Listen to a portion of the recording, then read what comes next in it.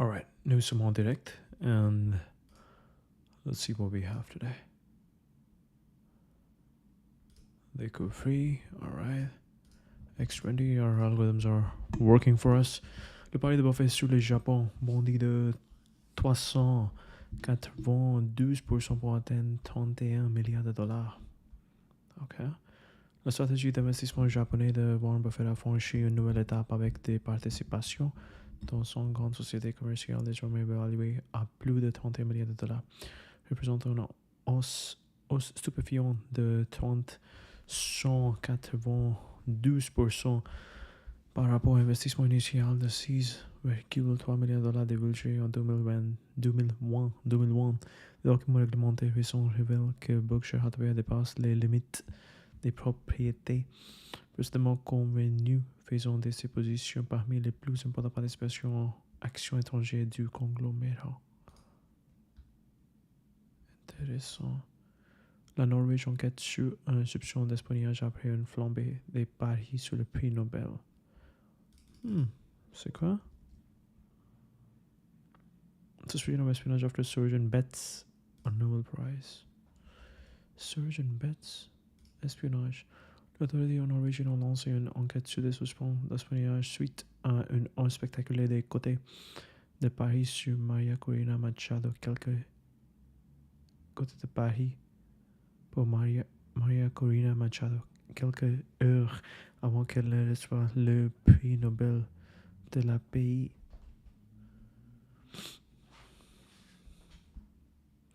Les chances de victoire de la leader de l'opposition vénézuélienne sont passées de 3,3. Oh, intéressant. Espionnage après une flambée de paris sous le prix Nobel. Opposition vénézuélienne sont passées de 3,75% à 73% de jours en lendemain sur la plateforme de prédiction par les markets, suscitant des inquiétudes quant à d'éventuelles fuites d'informations. Christian Berg-Harp-Utken, directeur de l'Institut Nobel, a déclaré aux médias norvégiens que cette hausse soudaine était très probablement de l'espionnage, tout en soulignant que les fuites internes étaient improbables.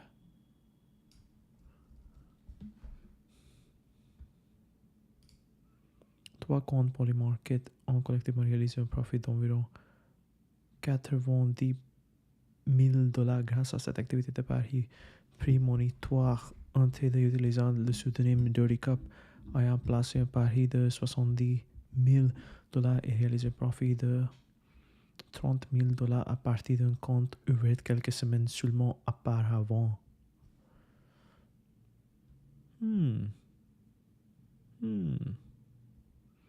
Le schéma de trading suspects déclenche une enquête. La vague de paris commence peu après minuit, heure norvégienne, jeudi, quelques heures seulement avant l'annonce de vendredi. Aucun média ni expert n'avait précédemment mentionné Machado parmi les favoris, rendant ce changement radical des cotes particulièrement suspectes. Pendant 45 minutes, les cotes ont brièvement favorisé Yulia Vuev du leader. Vuev.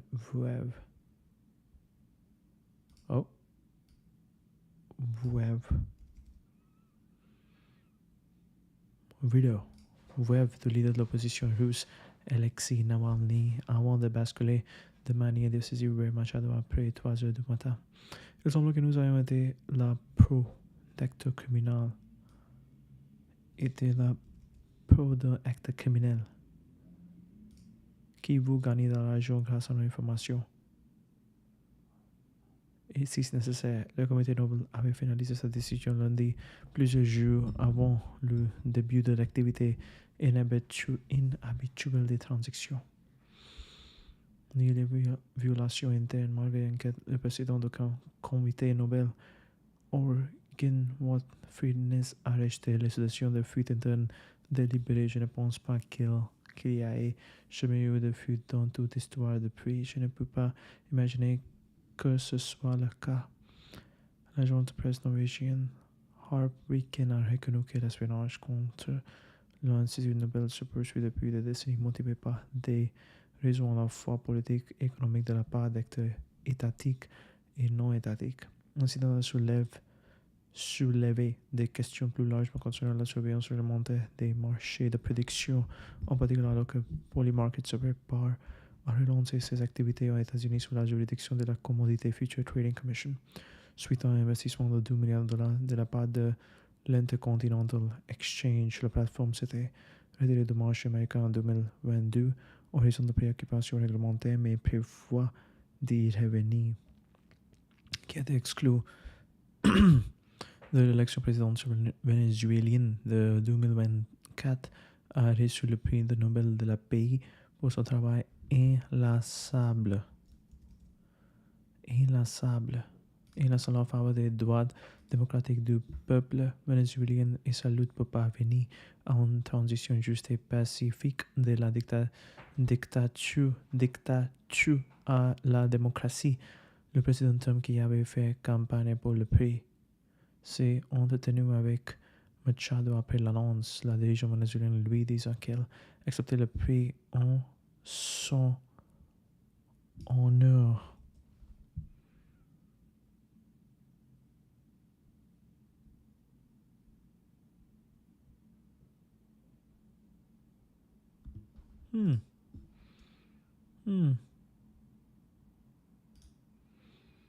L'équipe de Trump fait un lobbying intense pour le Nobel avant l'annonce du 10 octobre. Le cercle rapproché du président Donald Trump mène une campagne sans précédent pour lui obtenir le prix Nobel de la paix avec des autres responsables de l'administration engagés à la fois dans un plaidoyer public et dans des discussions diplomatiques privées à quelques jours de l'annonce du prix. Selon des rapports de Bloomberg publiés cette semaine, l'envoyé spécial Steve Witkoff et le secrétaire d'État Marco Rubio ont activement fait pression sur des responsables européennes à huis clos, suscitant des inquiétudes en Norvège quant à d'éventuelles réactions négatives si Trump ne suscitant des inquiétudes en Norvège quant à d'éventuelles réactions négatives si Trump ne reçoit pas la prestigieuse distinction.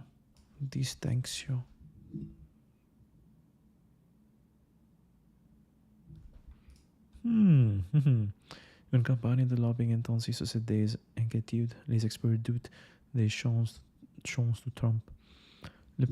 Sa rhétorique ne va pas dans une perspective pacifique, a déclaré Nina, directrice de l'Institut de recherche sur la paix d'Oslo, décrivant des chances de Trump comme très faibles. Les membres du comité ont indiqué préférer travailler de manière indépendante sans campagne de pression extérieure. Le vice-président Ashley Toshi nota que les campagnes d'influence ont tendance à avoir un impact plus négatif que positif. Campagnes d'influence ont tendance à avoir un impact plus négatif que positif. Le parcours de Trump pourrait jouer contre les avances des experts citant son apparent mépris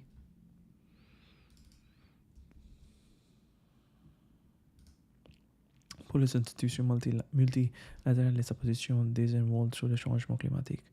Quand on regarde les précédentes lauréates qui ont été des bâtisseurs de ponts incarnent la coopération internationale et la réconciliation. Ce ne sont pas des mots que l'on associe à Donald Trump. A fait l'objet de vives critiques en 2009 pour avoir décerné le prix à Barack Obama seulement 9 mois après le début de sa présidence, ce qui les incite probablement à la prudence afin de ne pas céder à la pression politique. Intéressant. C'est quoi?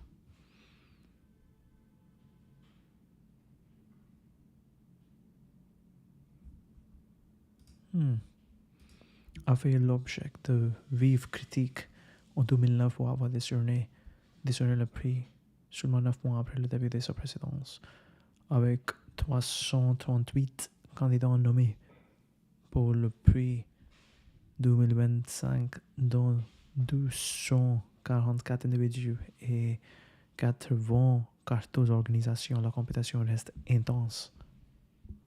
Wow.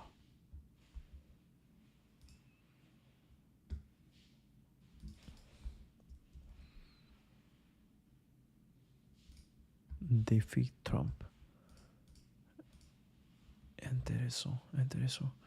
Les progrès de l'énergie de fusion avec l'assemblage d'idées percées de l'IA au MIT. C'est quoi? La quête mondiale de l'énergie de fusion nucléaire a pris un élan considérable cette semaine alors que deux développements majeurs signalent des progrès vers la concrétisation d'une énergie propre et illimitée. La plus grande expérience de fusion au monde est entrée dans une phase de construction critique, tandis que les scientifiques du MIT ont dévoilé une percée en apprentissage automatique qui pourrait rendre les futurs réacteurs de fusion plus fiables.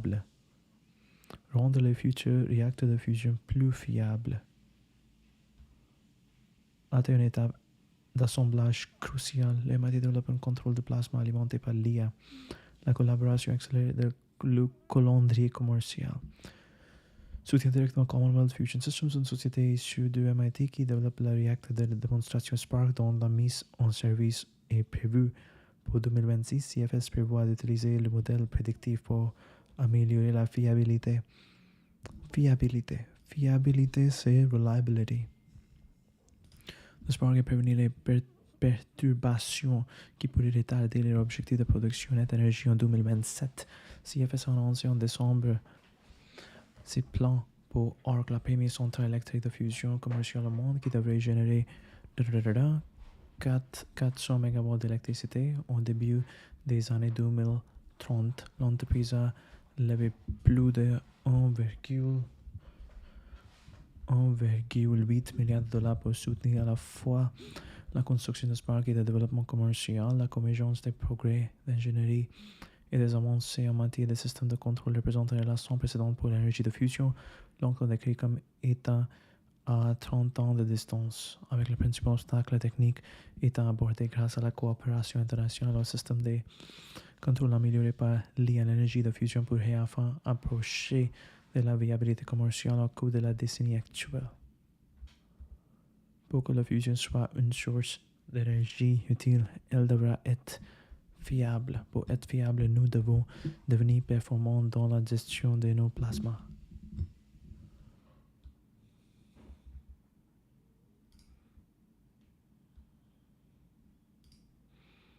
L'ex-CEO d'OpenAI Murati investit dans une startup d'IA en mode furtif. C'est quoi?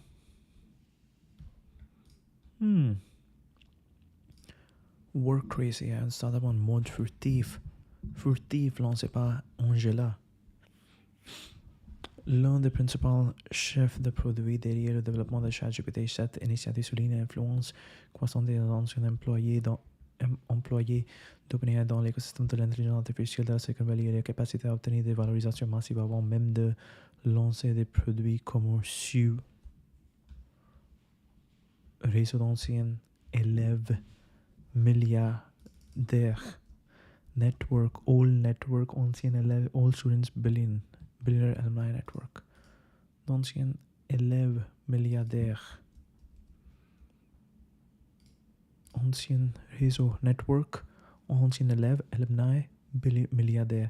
On peut rejoindre une vague remarquable de startups très valorisantes fondées par l'ancien employé d'OpenAI dont beaucoup ont atteint des valorisations de plusieurs milliards de dollars avant de lancer des produits ou de générer des revenus. La propre entreprise de Murati a levé 2 milliards de dollars en financement d'amorçage plutôt cette année avec une valorisation de 12 milliards de dollars. Safe Superintelligence, fondé par l'ancien scientifique en chef, il y a une valorisation de 32 milliards de dollars. Le marché de l'IA entreprise que ces startups cibles connaît une croissance explosive. Le marché mondial de l'intelligence artificielle entreprise est évalué à environ 98 milliards de dollars devrait atteindre 558 milliards de dollars, représentant un taux de croissance annuelle composé de 19%.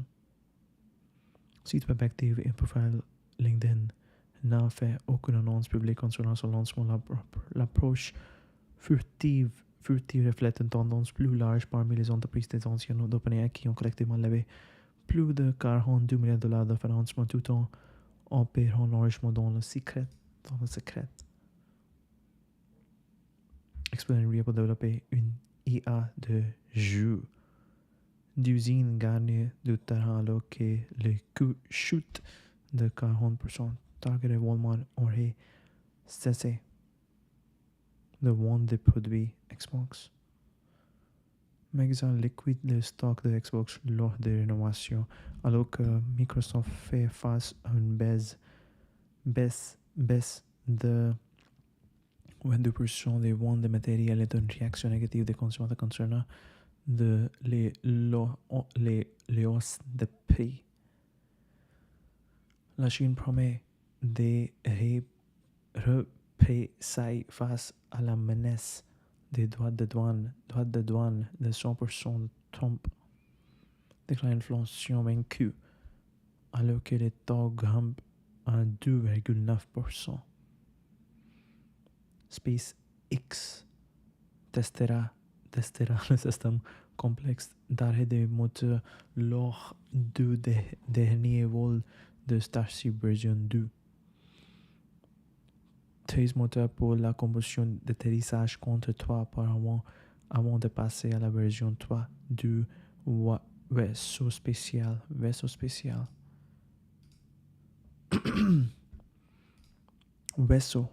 spécial. Le vaisseau spatial.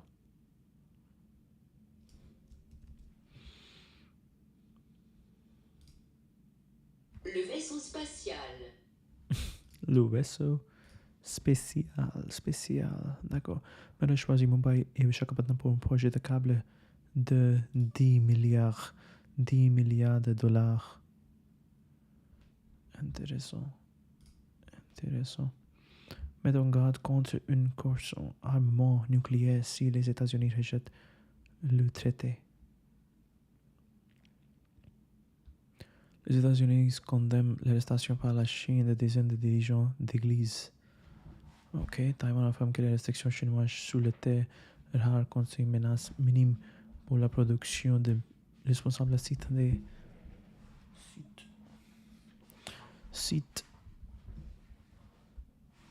des sources d'approvisionnement diversifiées en provenance d'Europe, des États-Unis et du Japon, ainsi que des besoins en matériaux différents de sous-restreints par Pékin. Je pense Pékin est Beijing. D'accord.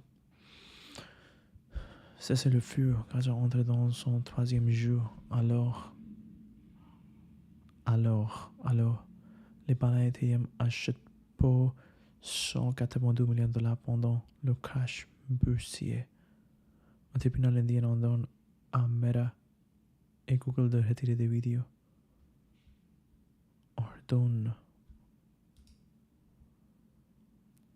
Haute Cour a ordonné Meta Google de retirer des vidéos prétendument défamatoires ciblant le leader spirituel renommé dans un délai de 48 heures, soulignant les préoccupations croissantes concernant la modération de contenu sur les principales plateformes des médias sociaux.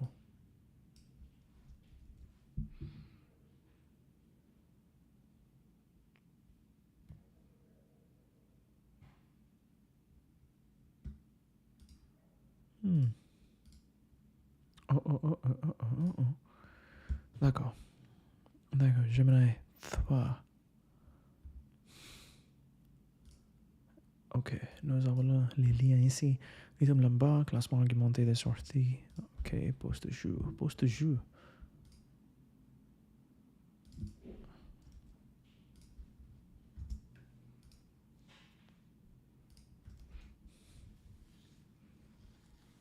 D'accord. Talk from Wenting Zhao of Quen on the plans during calm. Seems like one word is a plan. Still scaling, training up. Let's go. Looking forward. Scaling context length. Scaling model parameters, training token, system compute, RL compute, synthetic data, more compute than training. Scaling environments. Nathan Lambert. Research LNAI. Reasoning, open models, contact via email, writes interconnect, connects AI.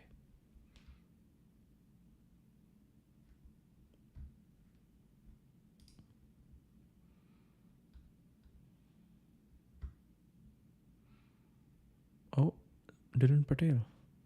Je pense, oui. C'est Dylan Patel. Dinner and Cruise. New Reps, San Diego.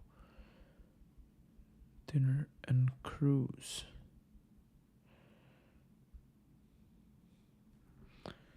Retiring my original AirPods Pro after over 5 years of use, a ridiculous amount of value really when we are used to 2-year product cycles. Recurring frontier lab gossip. OpenAI has best post training, or Ellen has pushed it super hard on weaker pre training. Spectacular pre training, making a reasoning model was super easy for them, and OpenAI folks were surprised. Anthropic secretive, I guess. I feel pretty strongly that these are the only correct rankings. DeepSeek ignited the Chinese ecosystem open models to exist in a way we are still seeing consequences of. Okay. Llama allowed basic post ChatGPT language model research on RLHF to be relevant. Mistral created major community interest in fine-tuning plus local models. Qwen, the closest release to summarize what Qwen is doing to dominate R&D today, not really one model. The closest open models have ever been to the frontier, Llama 3.1.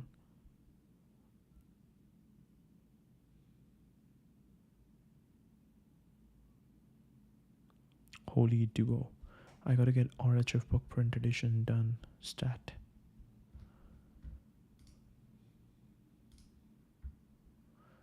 The Axios show. Sold millions of copies, you're a big deal, you're rich, you're famous. One of my theories is like most of the things I like most about me or that I think help me the most professionally now. Presented by Uber. Okay. The Axios show. Were developed in the worst of times. Yes. Take me to your low point. What was your lowest point? Which one do you want?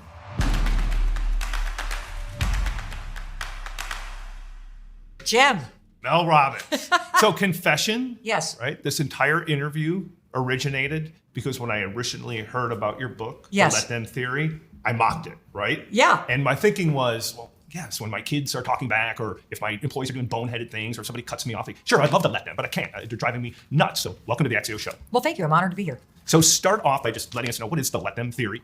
Oh, the Let Them Theory is a simple truth about life. If you want more freedom, you want more power, you want less stress in your life, just stop trying to change and control other people and learn how to let them be who they are and who they're not. Take all that energy back, focus on improving yourself.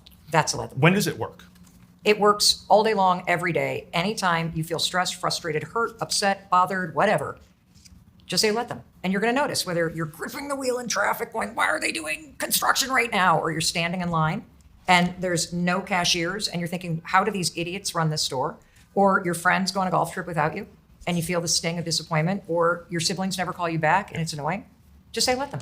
And you're going to notice that almost always you're bothered by other people. Other people are the number one source of the stress that you feel in your life, but you get to choose how much they occupy space in your mind. You get to choose whether their behavior or their opinions or their expectations are draining your energy or not. When doesn't it work? It doesn't work when you're dealing with little kids. It doesn't work when somebody's doing something dangerous in front of you. It doesn't work when somebody is doing something that violates your values. But here's the thing. Typically, when somebody's doing something dangerous, first of all, they've already done it, right? So it's happened. So that's the let them part because you can't control them. Then you say let me, and you now focus on your response to it. There are going to be times in your life where you're too tired to police other people. You're too tired to be the parent that the world needs. Yeah. You're too tired to nicely ask the person who's blasting a TikTok video in the middle of a public space without headphones on to please kindly turn the volume down. And you don't want to use the let them, let me part if it's going to force you to do something that is going to waste. Okay, interesting. Balance analysis and compensation. Why is this in French? Huh. Am I getting everything French? Oh wow, ok.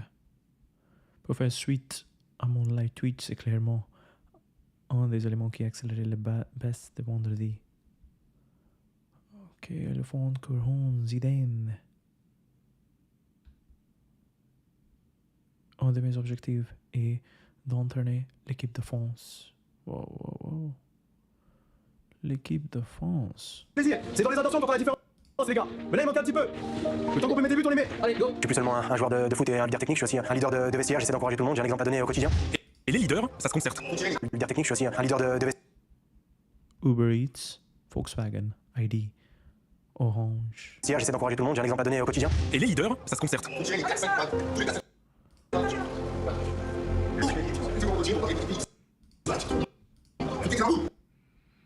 Il te tire trop lui, donc dès que tu la boum. Si tu gardes la balle, là, ils vont enlever son arme. Ils se disent, il n'a pas que garder la balle et tirer. Spider-Man de Tom Holland ne serait pas dans Avengers Doomsday pour avoir un rôle plus important dans Secret Wars. C'est celui de Tobey Maguire. Wow. Intéressant. D'accord. Ce n'est pas intéressant. Ce n'est pas notre but maintenant. Top 5. Open source. J'aime l'industrialisation chez SpaceX. Nouvelle livraison d'ici peu.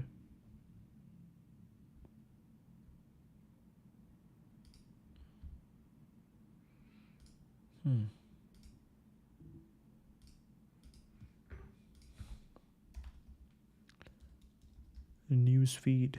Comment tu... Newsfeed Eradicator. Oh. Newsfeed Eradicator. Et Twitter. 30 minutes. Ok. Refresh.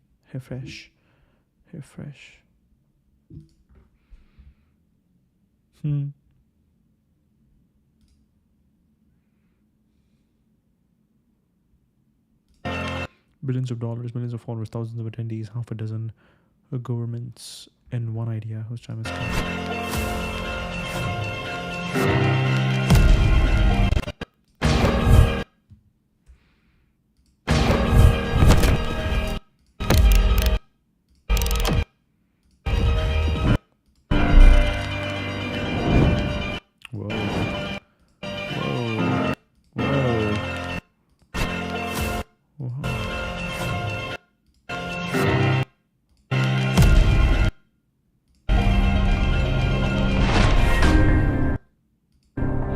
Network State Singapore.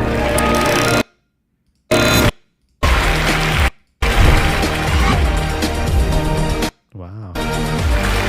Okay. What are we up to next?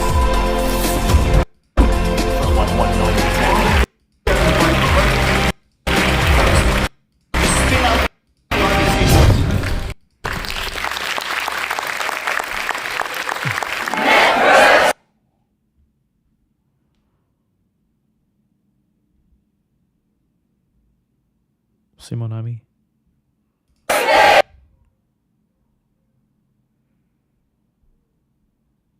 J'ai vu mon ami.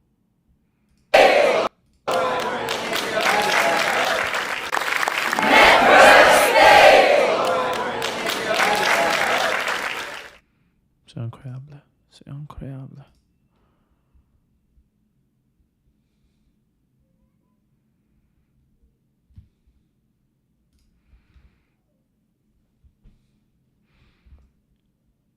Whoa. Nurturing Grok, XAI, Ayush, Head of Growth, Scale AI, co-founder Pesto Tech, acquired by Scale. Oh, wow. Very interesting.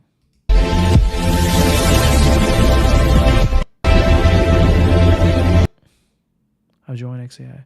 Excited to enter the hardest working phase of my life with some incredible people. Never seen so many instantly talented people who are also just really good humans, all grinding this hard, inspired to be around this kind of energy.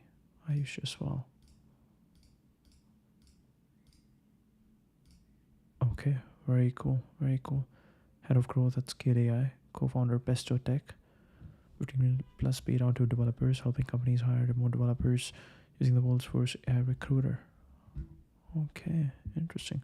What an exciting time. Macro Hot is loading. built my startup working overnight at WeWork India in 2018. WeWork was generous enough to give us the space for free. Congrats. Student for life, WeWork India. The Embassy Group. WeWork India. It has taken me 2 years to unlearn all the bad execution habits built over 13 years as VC, but finally getting there. Bangalore is not the baddie. The US shapes infrastructure markets, India shapes adoption markets. The US will keep building cognition infrastructure. India will build and scale applied cognition, how AI behaves in messy emotional environments. We don't need to copy the valley. We are not catching up. It's a different race where friction is the ultimate stress test for intelligence.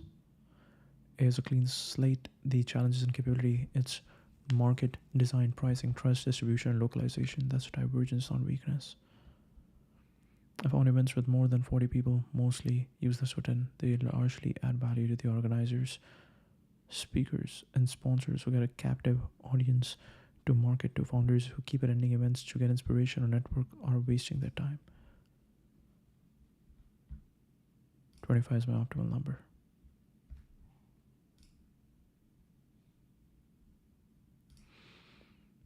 Never seen the entire country moan so much ever before. Growing up, he was always a hero to me. It still feels painful to lose him, feels so personal. Despite doing so much, he's always remembered as a man with the strongest values. We can be like him every day. This was creating music Grok Imagine in a few seconds. Scary good. The new Model Y is the Macintosh moment for Tesla. The possibilities from here are incredible. The possibilities from here are incredible from here. You have to use it with FSG to truly understand its magic. I've only been parking the car and it drives itself basically all the time.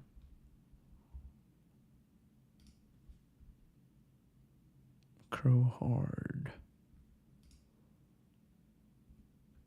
Macro hard. Intereso.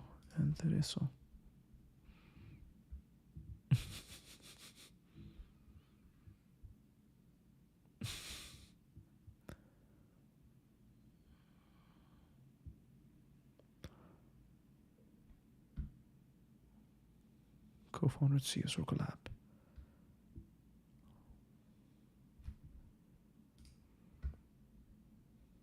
The American exceptionalism posting will continue until morale improves. Yes. Exceptionalism.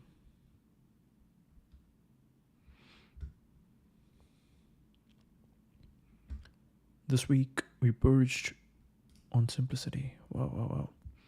Simplicity isn't about stripping everything down to the bare minimum. It's about finding the simplest system that can do the most things and serve the most people. Removing features just to remove them isn't simple. It's disruptive. Real simplicity comes from unification, building systems that allow for variation, customization to fit different needs and contexts. Simplicity is subjective. A pilot wouldn't be happy if you removed. Okay, I think this is actually just looking at Twitter feed is actually way better than now using algorithm. I don't know. We need to change. All right, because these kind of tweets weren't showing up. It was only announcements and stuff like that. Simplicity is objective. A pilot wouldn't be happy if you remove their HUD displays and cockpit controls, but a beginner stepping into the same cockpit for the first time would be overwhelmed, not knowing where to start. The beautiful thing on software is that it's conceptual and malleable, unlike physical objects. It can adapt and transform for its user. True simplicity in software means simplicity at the system level, unified concepts that compose elegantly, transparency, making the system understandable and explorable, progressive disclosure, revealing complexity gradually as people grow, safety, letting people learn without fear of breaking things. To create systems that feel simple to beginners but staying powerful for experts, not by removing but by layering thoughtfully. The end is not minimalism, it's maximum capability with minimum friction. This week we purged. This was actually a good post. Okay. Victoria.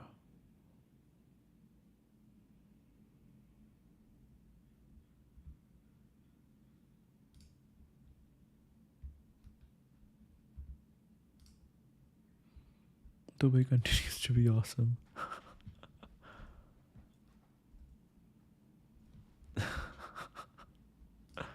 Who's this guy? Loving it here in Abu Dhabi. That doesn't look like Dubai. Don't know what you mean. You know, 2 shots from Malaysia. Dubai is beautiful. You can't beat it. Riyadh clears.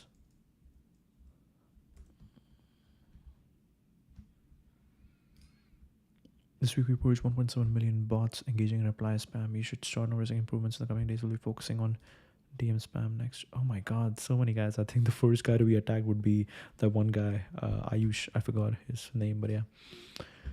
Whenever I'm in a conversation on AI timelines for the next 24 months, I find them focused on infra power capacity and algorithmic capacity breakthroughs such as AI researchers.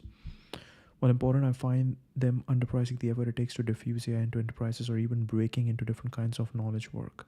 Human and organizational ability to absorb change, regulations, and enterprise budgets are all critical rate-limiting factor.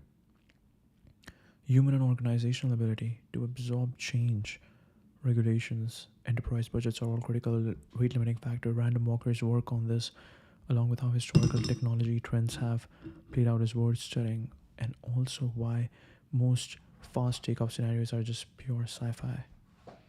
Fast takeoff would not require old businesses to learn how to use new technology. This is the first kind of technology that can use itself to great effect. What you would see is a vertically integrated powerhouse of everything from semiconductors and power up to AI models. You need a feedback loop that connects economics. I think feedback loops, this is very interesting. Like with Sora, this is the same thing. There's an incredible feedback loop over here for the video algorithm. By packaging the video algorithm, by packaging this AI video generation algorithm or video generation AI into a format like TikTok, you are now understanding what humans react to. What are the videos that are actually good? You are learning about what doesn't work, and you are learning that really fast. That is incredible. Because earlier Sora was this actually creates an incredible feedback loop to improve the algorithm. So it's actually very interesting.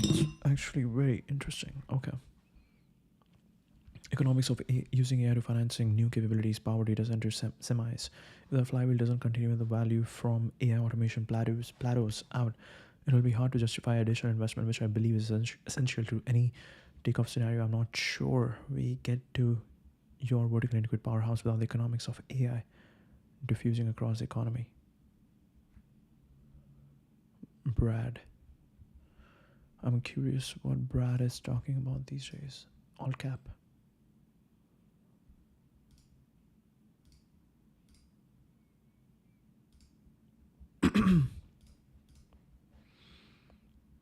Luck befalls the curious mind, counting life in days and acts of kindness. Use your personnel.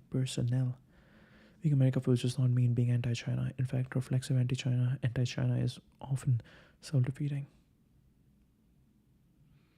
It will all be fine. Highly respected President Xi just had a bad moment. He doesn't want depression for his country, and neither do I. The USA wants to help China, not hurt it. President DJT. It means getting a great and fair deal for America that advances a vital interest. Mr. Friedberg would always want to chop it up. The fifth best year. It's your podcaster's favorite podcast, the All In Podcast. We're back, baby. Chamath Palihapitiya is here. 493. Welcome back, broadcaster. Gerstner. Trump brokers Gaza, B Steel, National Garden, Chicago, OpenAI, AMD deal, AI round tripping and the bubble myth, gold rally, Polymarket 2 billion investment, future of prediction markets. 44. 100% of these next-gen GPUs. A little bit of an interesting wrinkle here. AMD granted OpenAI warrants.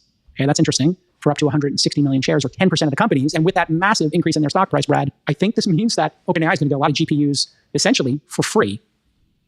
Big dialogue has started, Brad, around these round-tripping, conflicted party transactions. Is that how some people would describe them, specifically the SEC? Do you have concerns about the AI trade and the amount of circulation of shares GPUs, and cash that's going on right now. And I know you're in the thick of this. Yeah, and maybe before we get into round tripping and circular revenues, which I do want to hit, I think it's super important that we talk about that. Let's just break down the deal a little bit because there's a lot going on, and I think it's important we put context around it. So first, this is a bet the farm bet by Lisa Su, right? She's giving away 10% of the company if the compute gets deployed. She said a couple weeks ago, we're in year 2 of 10 of a compute build out across the country. So I have a couple charts here. Why would she make a bet the farm bet, Jason, right? That's an important question. Remember, NVIDIA just did a huge deal with OpenAI. They didn't give away any other company. In fact, they got the right to buy part of OpenAI. So look at this chart. This is pretty wild. Just in 2022, 2.5 years ago, NVIDIA and AMD had basically the same revenue, $25 billion, right? This year, NVIDIA will do 10x that at roughly $210, $230 billion, and AMD will do $33 billion, right? Not much more than they were doing when the companies were tied in 2022. So NVIDIA's captured nearly 100% of the incremental AI data center revenues over the course of the last 2.5 years. And I think there's this notion that somehow NVIDIA just popped out this special AI chip. But I think if you listen to Jensen, understand, study the company, it's because they have this ecosystem of software, networking, extreme co-design. The unit of compute is no longer the chip, right? It's the entire data center, which is composed of, 5 to 10 different chips. Performance per watt, right? Power being the constrained resource here is everything. And NVIDIA's just crushed the competition. So now put yourself in the shoes of Lisa, right? And she's clearly not on the wave. This tsunami has come. Jensen's riding it. He's capturing 100% of the wave, and she's not even yet on the wave. Her MI350 was just not competitive. And so they have one shot. Either the MI450 gets adopted and they get back into the game, right? Or they're out. She's a total warrior. I think she believes in the 450. She went to her board and she said, listen, we got to take the shot here. We got to bet the farm. If it works, she's going to get 150 billion of incremental revenue just from OpenAI, right? For building out 5 gigawatts. And on top of that, of course, it could unlock a lot of the other market because now it will have validated that they have a chip that works. But it's far from a done deal, far from a conclusion whether the 450 is going to work. Can it compete against Vera Rubin? Can it compete against Rubin Ultra? All super important questions. So that's one, that's the AMD deal. Why have we switched from saying, Colossus bought, xAI's data center, 100,000 H100s, 200,000 H100s, to now framing these in gigawatts? I think it's important for people to understand why that's now how deals are being framed. Just in the last 3 months has changed. Yeah, I think there are a couple constraining features. Number one, chips change. Right. So 100,000 H100s is not apples for apples with the number of GB200s, Grace Blackwell 200s or GB300s. And so it's hard to talk about them. You're comparing apples and oranges when you're comparing these data centers. So a unifying metric of compare, right, is the power that goes in. Everything starts with the power. It's the constrained resource. So we can compare a gigawatt of power because it's power in and it's tokens out. And we can compare that over time and normalize across all these different chips. And it's not just these two companies. You got Trainium by Amazon, TPU by Google, Cerebras, Grok, et cetera. There are a lot of folks in this game. And so again, I think what you saw this week in this flurry of announcements, right, is that you have the market leader that's basically captured 90 to 100% of the incremental demand for the biggest thing the data center and the chip market has ever seen. And every other player is looking at what they have to do to have a shot to capture part of this wave. They're high risk, high reward bets. The other thing I would say is, and again, shut me up and anybody can jump in if they want to, but I want to decompose. We're hearing these estimates of 100 gigawatts, 4 to 5 trillion to build out over the course of the next 4 years. If you look at that same chart I just showed you, that's not what Wall Street estimates are. Right? There is a lot of disbelief on Wall Street as to what's going to get built out. So if you look at that estimate, starting in 2027, it basically flatlines 27 through 29 for NVIDIA, right? Less than 10% CAGR in terms of the growth for NVIDIA. They have by 2029, them doing 360 billion in revenue compared to 210 billion of revenue this year. To put it in gigawatt perspective, that means going from 4 to 5 gigs per year in 25 to 9 gigs in 29. That's a big step up, but a long way from the 100 gigawatts you were hearing, bantered about on CNBC this week. That's for a different reason. Nick, put this quote up there, which is this famous quote from Nathan Rothschild, where he said, I care not what puppet is placed upon the throne of England to rule the empire on which the sun never sets. The man who controls Britain's money supply controls the British Empire, and I control the British money supply. Rothschild. I care not what puppet is placed upon the throne of England to rule the empire on which the sun never sets. The man who controls Britain's money supply controls the British Empire, and I control the British money supply. Care not what puppet is placed upon the throne of England to rule the empire on which the sun never sets. The man who controls Britain's money supply controls the British Empire, and I control the British money supply. Why is that quote so interesting as applied to AI? I think that what you're going to see, and you're seeing it in those revenue graphs, is that there is a traffic jam that's happening in growth, where it won't be the ability to actually build next-gen silicon, but it'll be the energy inputs that will constrain it, and it will be the ingredient inputs that constrain growth. And so the companies that then control those elements of the supply chain will actually come into power and rise to power. So what is one example of this? One example of this is when you look at the architecture of NVIDIA's chips, one of the things that they have made a huge bet on is HBM. And this is a memory structure. And what's so interesting about that is when you look at the HBM market, it is effectively NVIDIA who takes up the majority, and then Google. And now AMD's next architecture actually needs to sit on top of HBM. Now they're going to have to go and step into that supply chain and try to ask for share. Where will that share come from? And this is where the people that then control that supply, SK Hynix and Samsung, will have leverage. Now, this is what's interesting about a deal that OpenAI announced 2 or 3 weeks ago. Sam was in Korea, and you saw him shaking hands with SK Hynix and Samsung. And my initial thought then was, why is OpenAI doing a deal with a memory maker? And then it occurred to me, wow, he's buying forward capacity on HBM because now he can allocate that share. So when I saw that deal and I saw that equity, it reminded me of this Rothschild quote. Sam has allocation, and now Sam can allocate allocation, and then as a result, get a tax. And I believe that the warrants and the equity are effectively that. What's a different example? Brad mentioned this before, but energy will be the gating item beyond a shadow of a doubt. And so if you control electrons, any form of electrons, hydrocarbon to electron to electron, photon to electron, doesn't matter, you will then be in a position to start asking for equity, upside, participation in these companies in a way that you could never do before. You would just have been a linear member of the supply chain, a low margin participant. So when I look at where we are, I think that the really interesting question now is to ask, what is the second and third order degree inputs that are critical to allowing the big foundational model makers, to allowing NVIDIA, to allowing AMD, Broadcom to thrive? And that is where I would start to look, because those that control those resources are going to dictate the pace and the scale of this AI expansion. Okay, coming around the horn here to you, our czar of AI, David Sachs. When you see this massive amount of deal making occurring, it's got to warm your heart a bit. American exceptionalism at work here, people swinging for the fences. What's your take on Brad and Chamath's overview of where we're at here in the fall of 2025 in the AI race? Yeah, I don't really like to take sides on these deals for the obvious reason that we want to be supportive of everybody and just have a healthy environment for competition. So as long as there's investment going on and as long as there's a lot of competition, those are good things. That's what we want to see. So I tend to think this OpenAI AMD deal is evidence of that. There was the OpenAI NVIDIA deal. There was the NVIDIA XAI deal. There's just a ton of investment going on, and that's what we want to see. So that's all really good news. I was struck by Brad's chart about NVIDIA's revenue in the out years. The amount of CapEx or investments going to go into data centers and compute more than a few years from now, I think that's really hard to predict. Impossible, right? Yeah. Very hard, because on the demand side of the compute, it's going to depend on new applications that get created. So for example, the demand for tokens depends not just on AI chatbots, but on the new agents that are coming along. You have these new video generation models, Sora, now XAI just released something. So we don't really know what the demand for tokens is going to be. I think it's going to be huge. I think there's a lot of applications that haven't even been invented yet, or are in the very early stages, are going to drive demand. It's a little bit like in the early days of the internet. We had this dot-com bubble where everyone thought there had been too much fiber built out. And then all the fiber ended up being used because, social networking came along, Facebook came along, YouTube came along. When all that original fiber in the 90s was built out, they didn't even know that photos and videos were going to be a thing. So the bandwidth eventually all got used up. I think in a similar way, all of the compute will eventually get used up by new applications. I guess the thing we don't know is how much more efficient will the infrastructure get at producing these tokens. So that would be the offsetting factor is the chips are getting so much better. I mean, we're moving faster than Moore's Law here. Every year, NVIDIA is releasing a new generation of chips, and it's doing inference at multiple times the efficiency of the previous year on, I guess, a token per watt basis or whatever you want to measure it. So that's an offsetting factor. And then there could be more efficiencies created in the model architectures with sparser architecture. So those will be offsetting factors as all the efficiencies we get. But then you have to, if I'm kind of arguing with myself, then you've got the Jevons paradox, which is as the cost per token comes down more and more, that's going to enable AI to be used in more and more contexts where previously it wasn't economically efficient. Now it will be. So that's going to fuel the demand. I mean, David, I think it's a huge boom. Yeah, your point is a great one. Everybody's looking for the bubble, right? We've got this pattern recognition. Everybody's like, what is dark fiber? It's got to be dark fiber. There's no way that you can 10x your revenues at NVIDIA without it being, a bubble. But the reality today is NVIDIA trades at a lower price to earnings multiple than it did when it was $200 a share. Think about what the term dark fiber means. We were laying fiber in the ground that remained dark. We did not have the demand for the fiber. There is not a dark GPU in the world today. There's not going to be a dark GPU in the world next year. There's no dark GPUs. I don't think that's the question. I think the question is, what is the ROI on input and output tokens per use case? What is the ROI of a random use of a model? And I think that is a very good question. How many of those tokens are generally gross margin negative? How many of those are unprofitable? How many of those are profitable?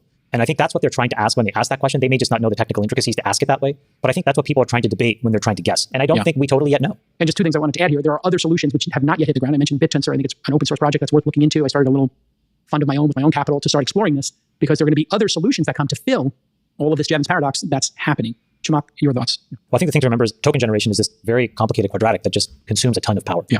And there really is no way to ignore the fact that even with more complicated capabilities, the models are becoming much more complicated. These context windows are getting longer or bigger.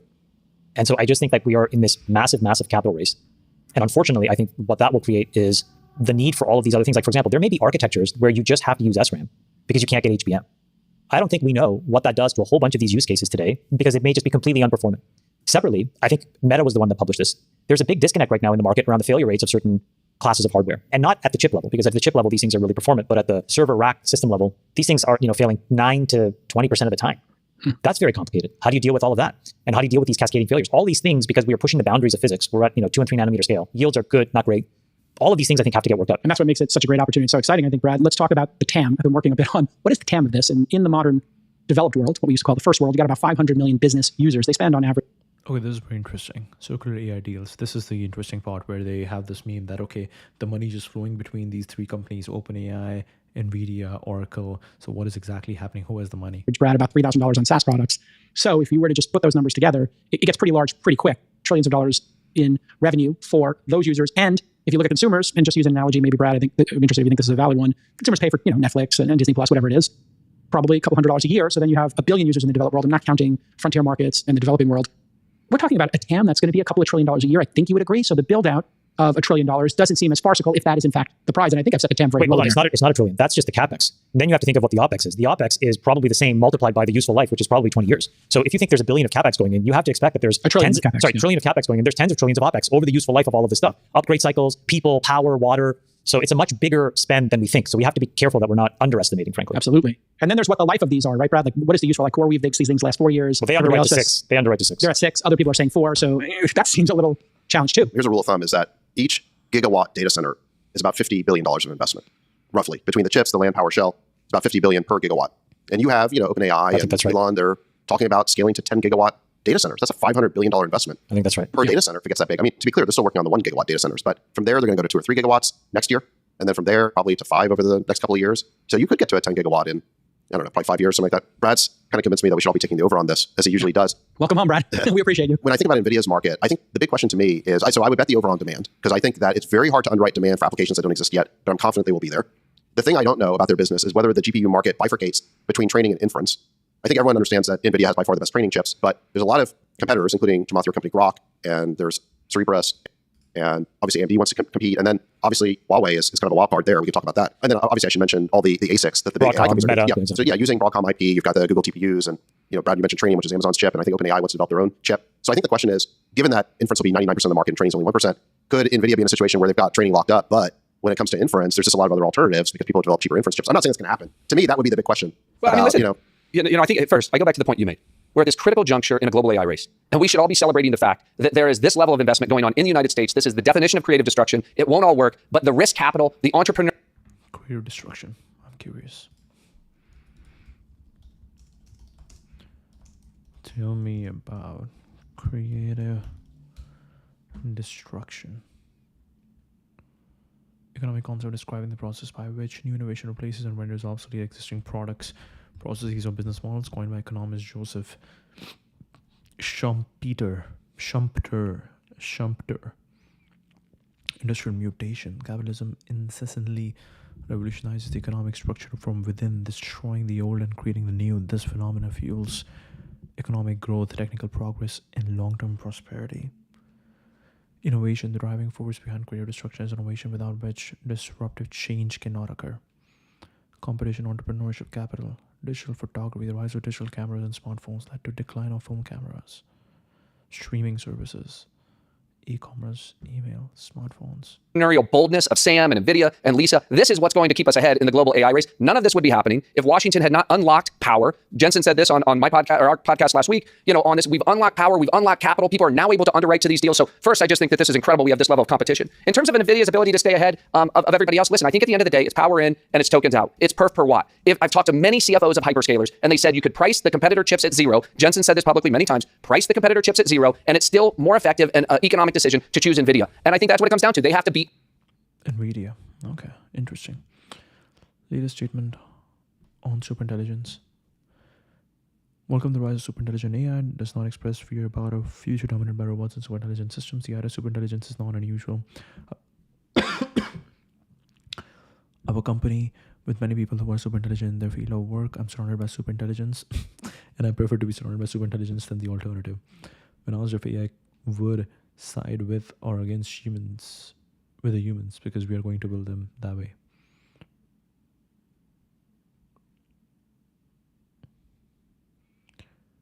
He swears that machines are machines, and if there is any harm to be worried about, it's more likely from humans rather than AI. Task Force is seeing superintelligent AI as tools that will amplify human abilities in writing, problem analysis, supply chain planning, software development, and chip design, rather than as godlike independent AGI. He sees the development of AI agents and AI infrastructure as key, with a future in which AI is integrated into everything, enabling digital employees to address labor shortages and help humans to be more productive.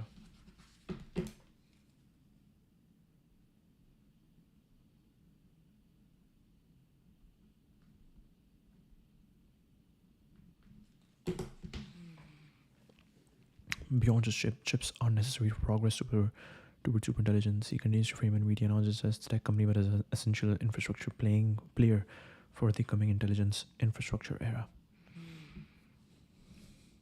At perf per watt, because power is the constrained resource, going back to what Chamath said. Okay, I want you to just give me a number, Brad. The total TAM of this in 5 years, in the modern world, what's the spend going to be? Just think about that for a second. Jason, I think you made a great point about total TAM. We see about $100 billion already in incremental generative AI revenue in 2026. That has to grow to well over $1 trillion by 2030. If you look at it on a top-down basis, $125 trillion global GDP. If you get a 10% improvement in productivity, that's $12 trillion a year of productivity improvements. If you get a 5%, that's $5 or $6 trillion. That's what's leading Masa and Sam and others to place these heroic bets. Okay, great. We just have to lightning round this. Here is the round-tripping discussion that people are obsessed with. NVIDIA at the center of this, a $4.5 trillion company, largest company in the world. And as you can see here, between xAI, OpenAI making language models, AMD, Intel, CoreWeave standing up data centers, and so many other companies. Oracle's obviously in the mix with their cloud, Google with their cloud, Gemini, they have their own chips as well.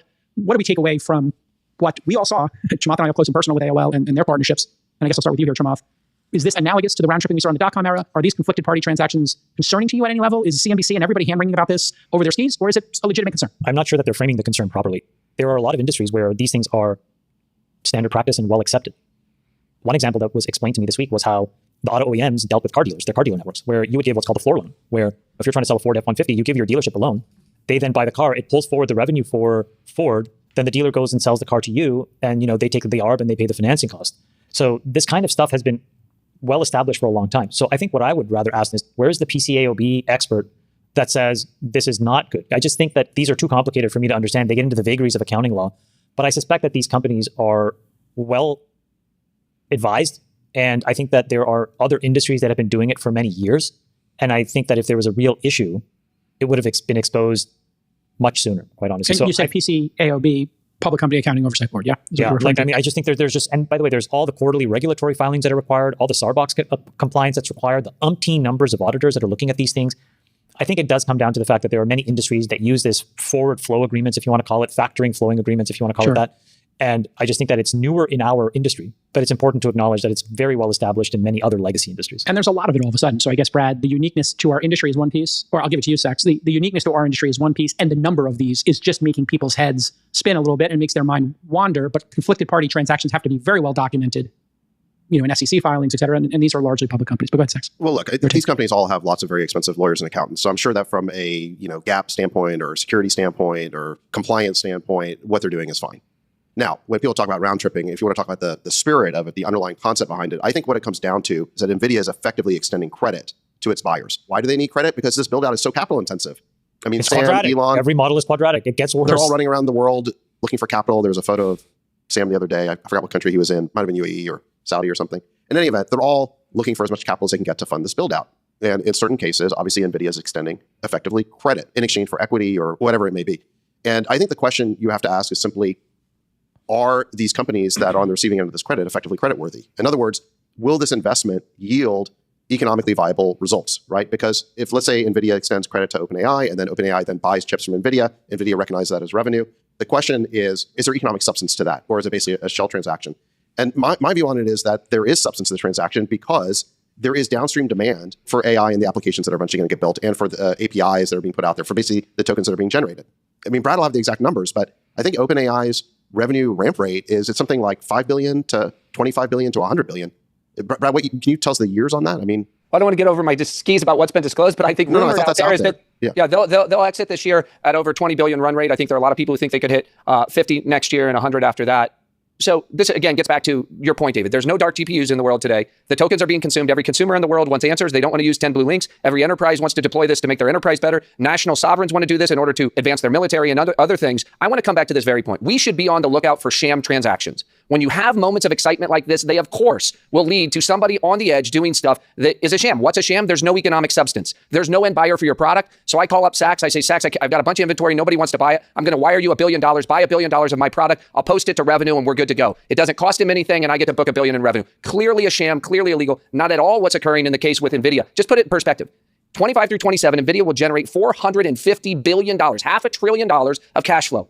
What they're investing is mice nuts. They are making equity investments in companies that are mice nuts. It's not credit to these companies. The companies don't, in the case of OpenAI, they don't even have to use NVIDIA chips. They just told the world they were going to buy all this AMD. right? They're rumored to be building their own chip. So the point of the matter here is, of course, it lubricates the system by making these investments, but they're tiny equity checks in these companies. I think about it this way. Google Capital is one of the biggest investors in Duolingo. Duolingo is one of the biggest advertisers on Google. Nobody's crying foul that Google's somehow round-tripping revenue back into, Google advertising, right? So long as there is end demand for the product and it's not a sham, I think these things are fine. All right. I think we'll leave it there. There's going to be a lot more news on this. But people love the picture of the plug plugging itself into its butt. or there's another one of a power strip plugged into the power strip. Nick, can you find the plug plugging itself in the butt? The elephant. Yeah, that. There it is. That's what we're talking about. Yes. I don't think the on-off switch is going to make a difference here. By the way, whenever I see this, I think, is it dangerous to do that? And then I remember, no, there's actually no electricity or current. No, I think you're good. But I always think that it is anyways. I mean, I think the concern we'll have is if there's a downdraft, and right now they're saying, hey, 10 to 30% of a correction the next year is, what people are buzzing about. And I guess it's always some percentage of a correction. If there's a correction, some stocks go down, the tide goes out, then we figure out who has a sustainable business and who's wearing shorts and who's not. And that's what happened exactly in the dot-com bubble. The tide went out. Amazon had enough revenue to continue. Other people did. And some people, maybe they were caught with no shorts in the ocean. Whenever you have a boom like this, there's obviously going to be winners and losers, and there's going to be a lot of losers. But the question is whether the winners will pay off the losers. That's what venture capital requires. But I just think it's amazing how much of a boom is going on. And I think Brad's made the argument that it hasn't even peaked yet. 40% of US GDP growth this year is AI. And AI companies have accounted for 80% of the gain in US stocks. This optimism has been a self-fulfilling prophecy. The hundreds of billions of dollars companies are investing in AI now account for an astonishing 40% share of US GDP growth this year. Some analysts believe that estimate doesn't fully capture the estimate, and so the real share could be even higher. This year. I know a lot of people are wringing their hands and pointing to this as like evidence that somehow we're in a bubble. But to me, it's a wonderful thing that the US is on the forefront of building out this technological revolution and building out all this infrastructure. And I think it's ultimately going to pay huge dividends. Yep. And we just need to not screw it up. Yeah. And there's just so many people who, to be honest, just want to screw this up with excessive regulation at the state level, excessive regulation at the federal level. They want the bureaucracies in Washington to manage and approve everything. If we go down that path, we could sabotage this. If we just allow it to happen, if we allow the... This was very interesting. Okay. We learned a lot. Legendary stuff. Okay. Really cool. Context platform. Shriram. Oh. It's gone. We need for 1 hour now. Twitter. Give me 1 hour. Give me 1 hour to scroll. Okay, rebooting my script chat for people who like to build on Sundays. One rule: you can only post in the chat on Sundays. Let me know if you want it. Interesting. Canada stays spinning. Canucks won yesterday, and we get the snowbirds for Fleet Week. Canada stays spinning. Crypto is desperate gamblers chasing their first bag, investors funding the build out of the global casino, bankers hypnotizing the masses to collect their wig, all meaningless and ephemeral without the cyberpunks who defend the dream of encrypted and unstoppable cash. Claire Card, CMO. Okay. Crypto is desperate gamblers chasing their first bag, investors funding the build out of the global casino, bankers hypnotizing the masses to collect their wig, all meaningless and ephemeral without the cyberpunks who defend the dream of encrypted and unstoppable cash. If you were Google, would you cut off OpenAI's access to Gmail, Calendar, Docs, and Slides APIs? A more aggressive CEO would have done that already. If Sundar Pichai operated like Elon, it would have happened yesterday at all. This is very interesting because, because you would think the same thing about Aura and Strava. The moment Strava wanted to Strava saw that, okay, Aura is growing really fast, really rapid, they went like, okay, Zach, you gotta start adding watermarks. Zach Pograb, let's see. Aesthetic warfare.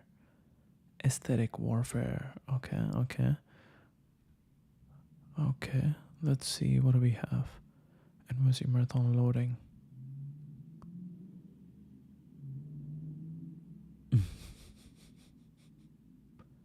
Daniel Burke.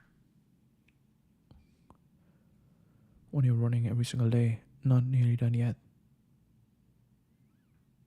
Dude say logged in, then spent 4 hours posting Strava runs and Aura stats with AI captions. Crazy how popular unpopular opinions are. PR Aura supremacy. Wow. 2 hour 44. Very proud of that race. More than 4 minutes off my PB. And ran both half marathons at almost the same time. On the other side of infinite pain is happiness you can't imagine. On the other side of infinite pain is happiness you can't imagine. Love my life so much it's crazy. Take the magic off. Quick scooping and put it in a running app. Love my life so much it's crazy.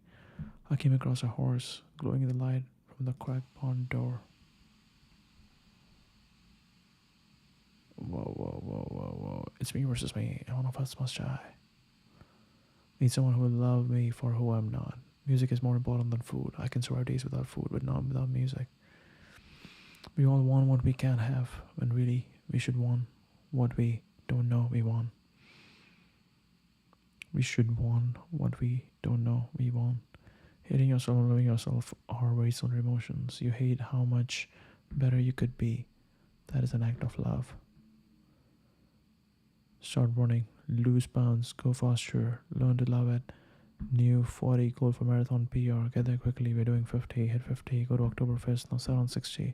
You can really surprise yourself by focusing on the next big win.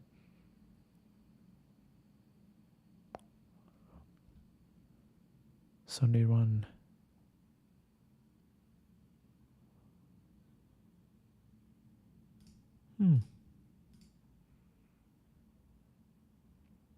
Previously Zepto, Swiggy, Windheld, ZS Associates. Talk about investing philosophy. Vijay Shekhar sir in the metro today. Sobal and Hummel spoke about word or two about government not opening APS for the Metro Line 3. Felt cool. Money can be used in ways as a yardstick to measure yourself against others. As a tool to get what you want out of life, most aspire for the as a tool to get what you want out of life, most aspire for the second, but end up with the first.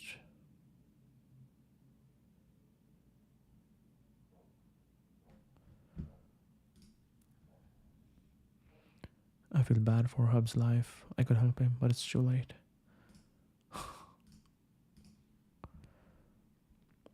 Can't believe I'm posting Chamath, but this is incredible advice. I became red pilled when I noticed that as about 20 odd days, 4 years, and sacrificed all personal relationships and health to make Solana better. People on Solana were making 1000x more money than me while adding zero value, copy pasting some shit protocols, or just straight up doing crime. And not only that, because of my presence on X, I was at a handicap because people wanted the illusion of neutrality. I used to get resentful about this from time to time, but over time I understood that it's useless as no one cares. And they all have their own thing that you gotta win regardless. If you're a builder, make sure you're capturing the value you create. You have a moral imperative to get the money. That spot. Get the money. What do you want these future business leaders to do about it once they get into that spot? Get the money. Get the money. And then let's get around a table and let's create new rules. Literally that simple. Get the fucking money. I'm serious. Do not get it. It is going to be made. It is going to be allocated. And you have a moral imperative to make sure that if you have a point of view that matters and you want to reflect it, you get it. I'm going to go get it. Other people are going to go get it. And then it will be about a competition of views. What do you want these? I made my first YouTube video. My journey as a founder for the past year. My name is Winston, and this is how my brain rot got so bad that I made a device to help me lock in. Let's go back to when I got my first smartphone. I was completely addicted, watching thousands and thousands of hours on YouTube. This is Emerge, a focused device to help you rewire your brain. My name is Winston, and this is how... What did you think he meant? I don't think I'm a hawk. I think I'm a fucking bald eagle. Joey, as a China hawk, do you feel like that label is a badge of shame? I don't think I'm a hawk. I think I'm a fucking bald eagle. Joey, as a China hawk, do you feel like that label is a badge of shame? I don't think I'm a hawk. I think I'm a fucking bald eagle. Like literally.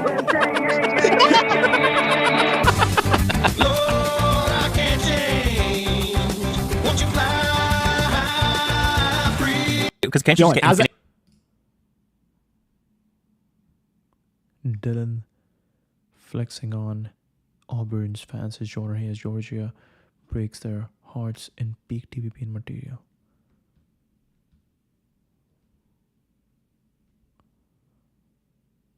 Dwarkesh Patel on TV at Georgia football game, not to be confused with Georgia Tech. Was watching the Georgia game and noticed Dwarkesh, host of... What? Dwarkesh? That's not Dwarkesh, that's Dylan. Was watching the Georgia game and noticed Dwarkesh, SP host of Dwarkesh podcast, was literally on TV. Wait, what is this?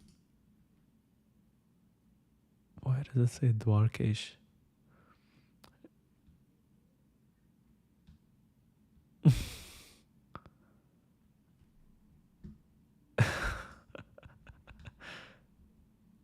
messed up Dwarkesh Patel and Dylan Patel. Okay. Gabriel. Europe is waking up and invest nearly a full seed round into it. EU rolls out 1.1 billion.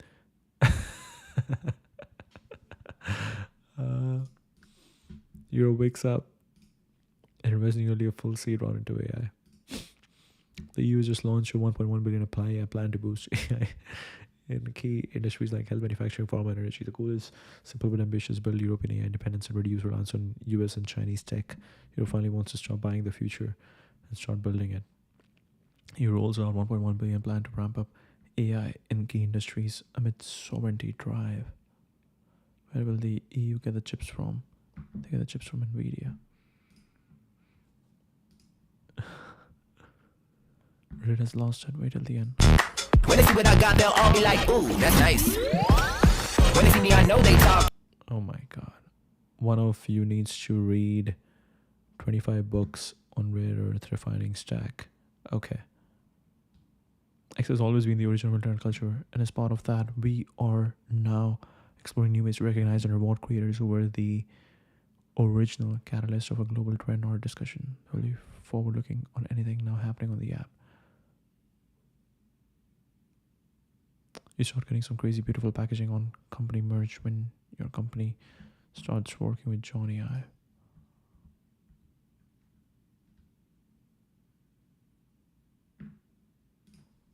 What is this?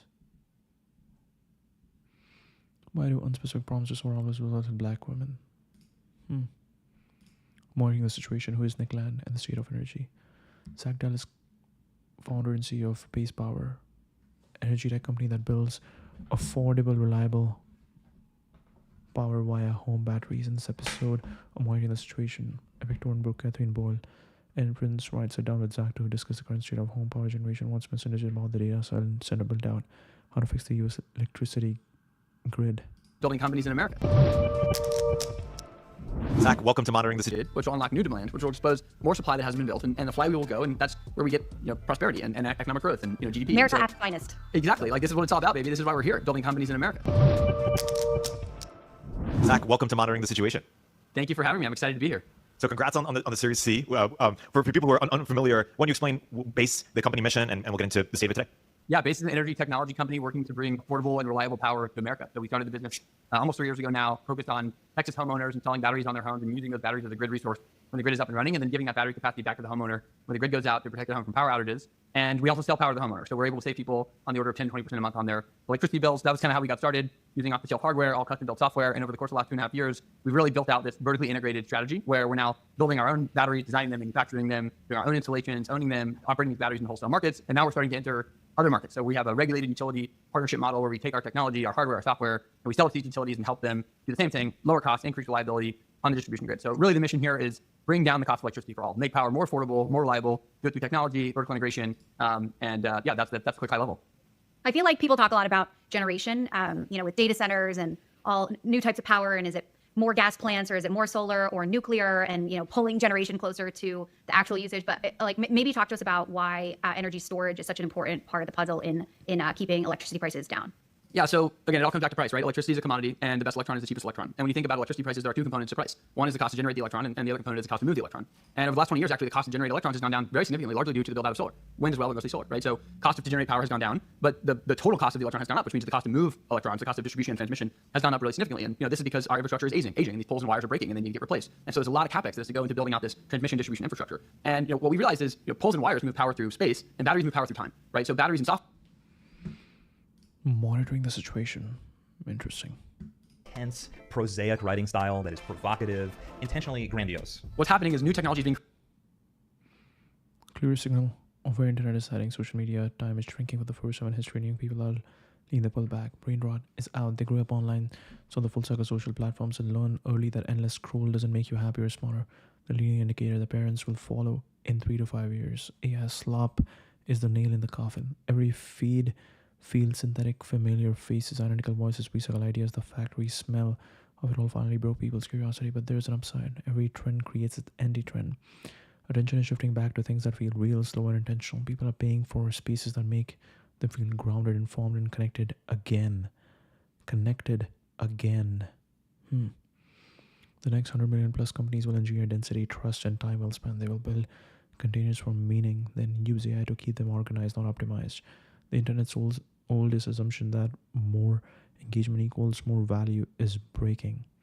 The white space, I think, is slow media formats, weekly briefs, serialized content, private groups that operate like clubs with applications and rituals, provenance and identity layers that verify real creators and sources, brands with offline gravity like real events, real belonging, curated directories and vetted marketplaces, paid memberships that deliver depth. Note, we share business ideas around this on Idea Browser. IRL, anything, dinners, meetups, shared experiences. Young people are abandoning social media faster than their parents are discovering it. If you understand what that means, that's a big deal. I can't stop thinking about this FTGWY chart. Brain rot is out, meaning is in. Wow, time on social media peaked in 2022 with young people cutting back first. Interesting. Young people are cutting out. If you told me years ago that I would accidentally quantum pill Anima so hard he would go on a quantum music DJ tour that includes playing in front of the pyramids with quantum computer replicas on stage.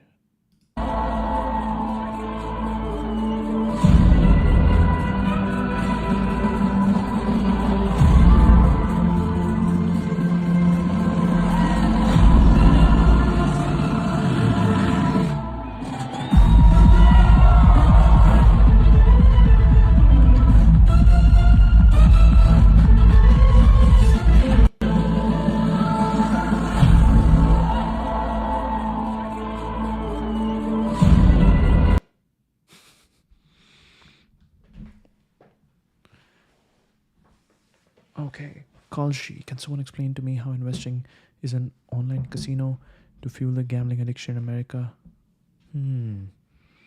How investing in an online casino to fuel the gambling addiction in America is actually American dynamism. High bounty on truth seeking is good, actually. Is that what this is?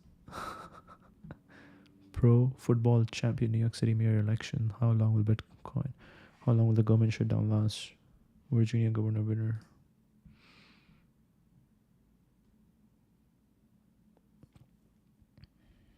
High bounty on truth seeking is good. Dynamically move money away from people with poor self-control. What part of American dynamism includes impoverishing Americans who have poor self-control? I'm not making a case for that. I'm trying to do the opposite with a joke that apparently fell flat. My honest opinion is that gambling does not provide much real value to America. I assume it does more harm than good to the population, but have no idea how to measure or quantify that.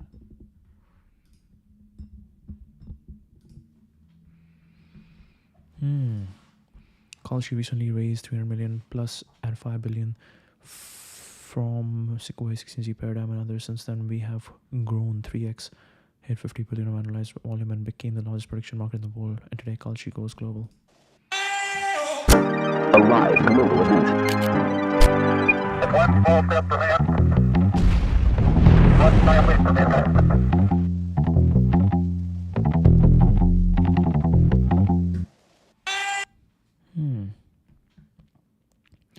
The round led by Sequoia 16G received participation from Paradigm, Coinbase, Catalyst, Capital G, Spark, Kevin Durant. I'm curious. What all companies have Kevin Durand invested in. Rich Climate Mantis, Kevin Yorn. Okay. 35 Ventures, co-founded with Rich Kleiman, invested in 100 companies. Okay, notable. Coinbase, Robinhood, Lime. Okay, Postmates, Acons, Overtime, Players Tribune, Hugging Face. Okay, Gold Setter, Fractional, Alt, Liftoff, Dapper Labs, minority stake in Paris Saint-Germain, PSG, PSG, PSG, PSG, PSG. Wow, MLS side. Snow League. What's the Snow League? Wow.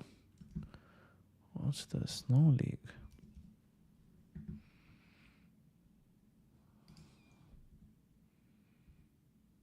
Whoa, Snow League. Wow, this is cool. Sean White, the future of winter sports competition. Snow League. Really cool.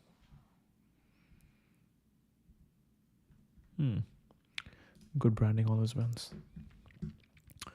Golf venture co-founded by Tiger Woods, Rory McIlroy. Really cool. Images. Let's see, what do we have? DMRW.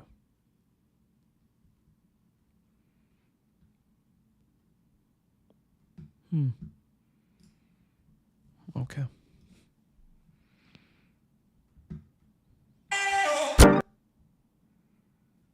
Pedro.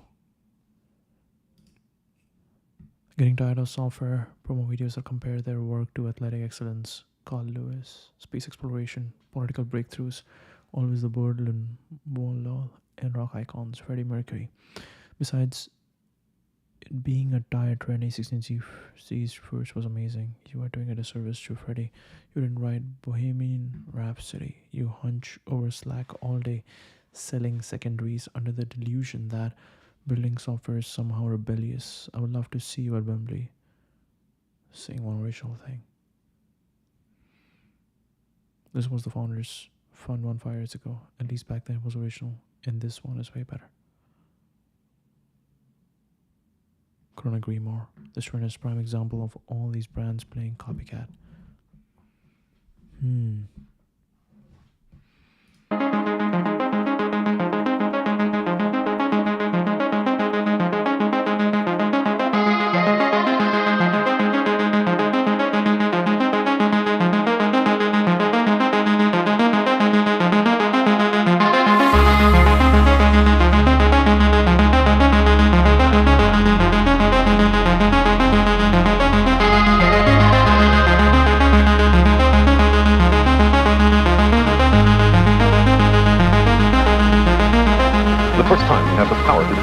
The fate of our planet and ourselves. This is a time of great danger, but our species is young and curious and brave.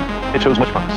In the last few millennia, we have made the most astonishing and unexpected discoveries about the cosmos and our place within it. I believe our future depends powerfully on how well we understand this cosmos in which we float like a mote of dust in the morning sky.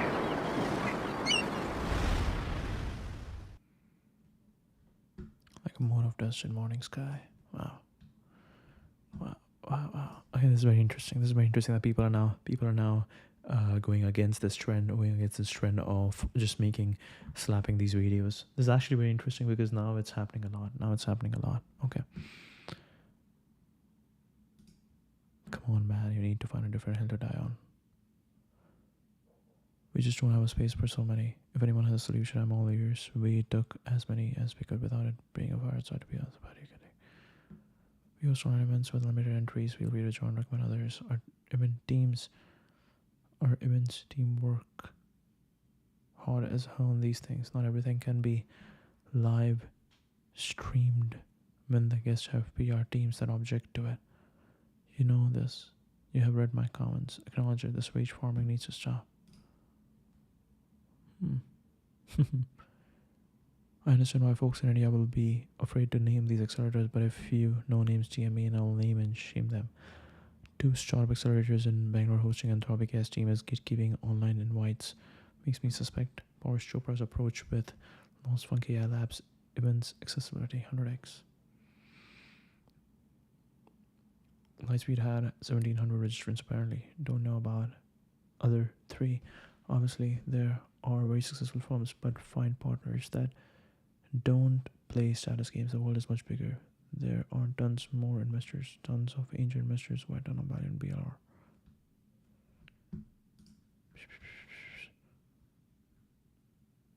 Rome was classical, Paris was neoclassical, New York was Art Deco. What will the architecture of the next great Western city be? Classical, neoclassical, Art Deco, cyberpunk, Greco, futurism. I love Art Deco.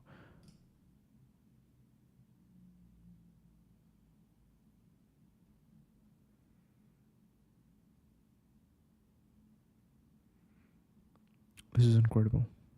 This is incredible. I've seen some of this in New York. It's amazing. It's amazing. It's amazing.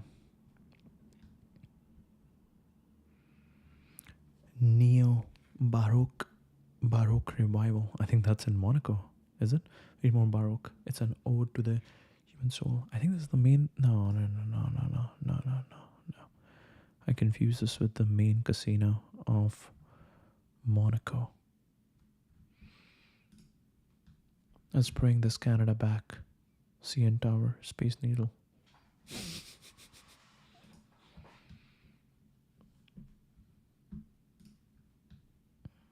Asiatica, your sights are too low. You are being lulled to sleep. 100 million from B2B SaaS, AI, slop, token, factory, crypto, wrapper, app will not make you happy. No one will make you happy. $1 trillion owned by fixing a civilizational level problem, building an empire, dying on Mars.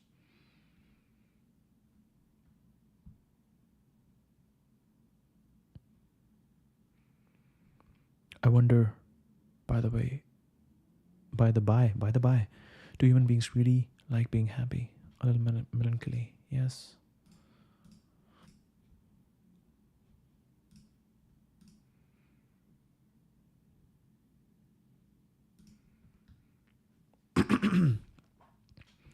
Making nuclear reactors built for planetary scale. And safest power humanity has ever seen. Normally I hate renders. We have an extremely strict rule. Only real photos or obvious AI. However, the gigasite concept is so different than anything that has existed before. I found that people have a hard time imagining it, so just this once, a gigasite sneak peek. In 1932, man split the atom. Nuclear energy grew rapidly, providing the cheapest and safest power humanity has ever seen. But before the turn of the century, we turned our back on the nuclear age.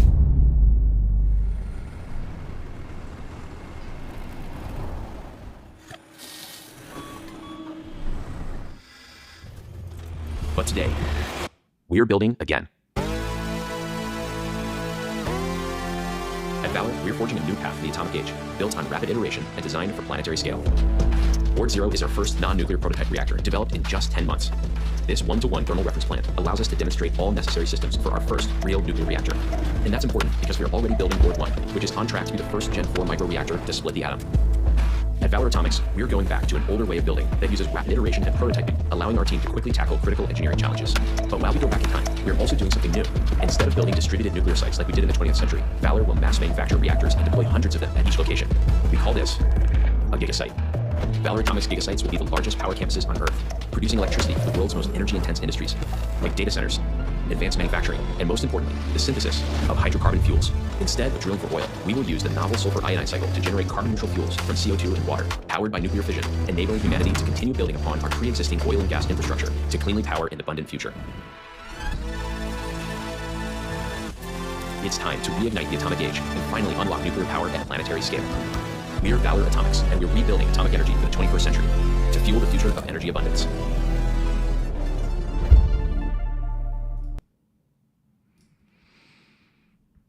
The main thing the US has left is a financial engine.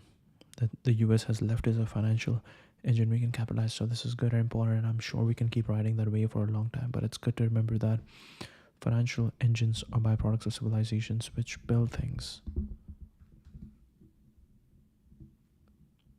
Like the PenFrat, IB, pipeline, game for a new type of finance, bro. Alpha lies, not this way.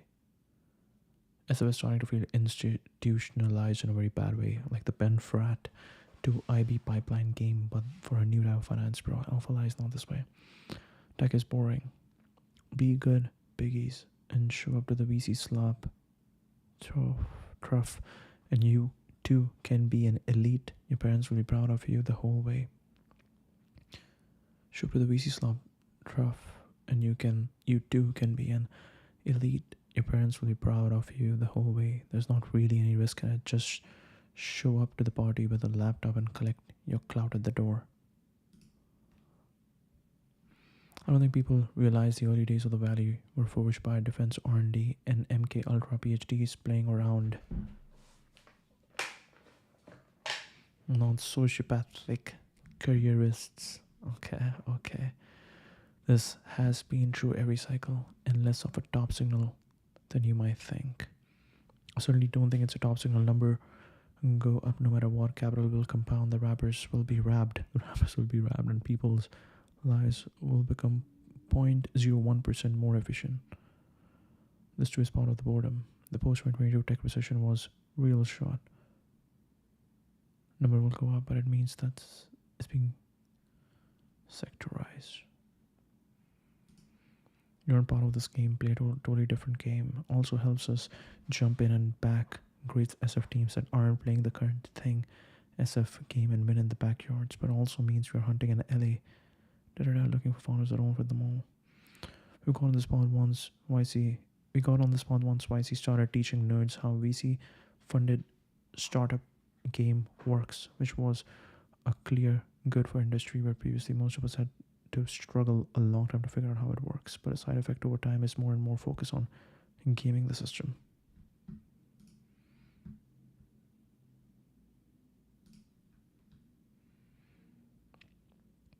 We're going to show something really special at this event.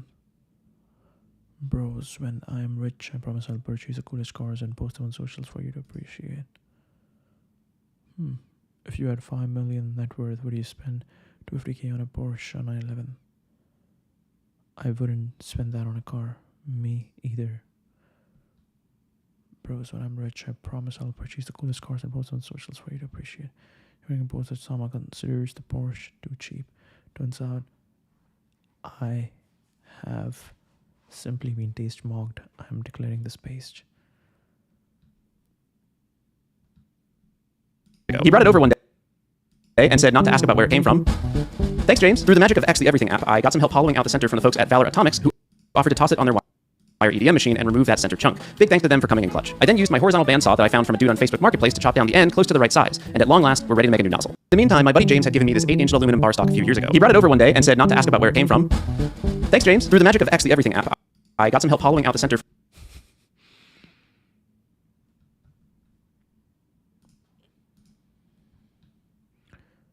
Polymarket beta, they're about to take over. SF is filling up like a gold rush town right now. Rental market is so insane that my co-founder has been homeless for almost 3 months. Office is moving from his hacker houses to the arena in the mission to FIDI high rises as headcounts increase. I have an apartment I'm not using, much near Salesforce if anyone is interested. I have an apartment I'm not using, much near Salesforce if anyone is interested. This guy has how many apartments? He's like, yeah, I have apartments. SF is filling up like a gold rush town right now. Rental market is so insane. A massive amount of the rental stock is still offline. Owners wary of rent control locking prefer to sit empty than sign up for decades of low rates. We raised 85 million to continue building the best search engine for AIs.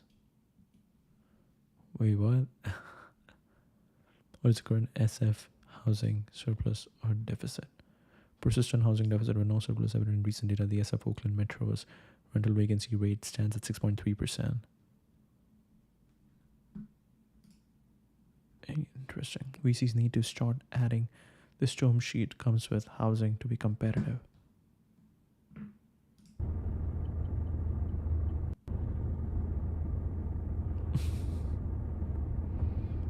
Bro is locked in bet he's closing a massive deal right now. Never bet against the founder grinding in his PJs.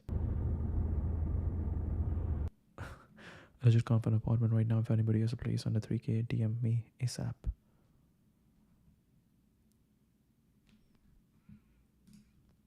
Interesting. Dug up some gold from an old philosopher. Don't follow crowds. Follow the innate feelings inside of you. Do what you feel, not what you think. Thoughts have been placed in your heads to make everyone assimilate. Follow what you feel. Kanye West. Don't follow crowds. Follow the innate feelings inside of you. Do what you feel, not what you think. Thoughts have been placed in our heads. Thoughts have been...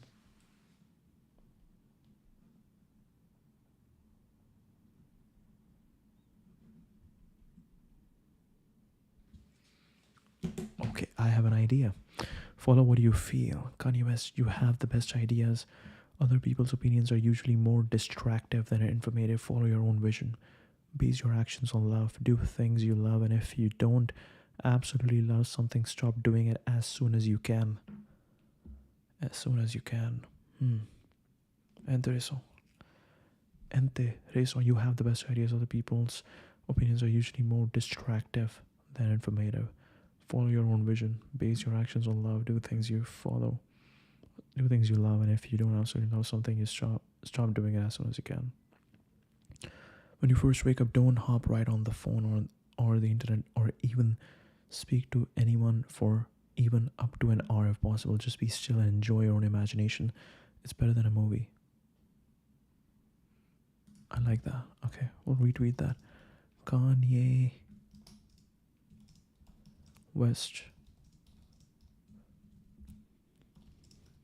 When you first wake up. Let's go. Whoa. Where is... Oh. Okay. Live in South Africa, 13 December 2025. Live. Not live. Live in South Africa, Johannesburg. Only performance in South Africa. Pre-register for tickets. Whoa.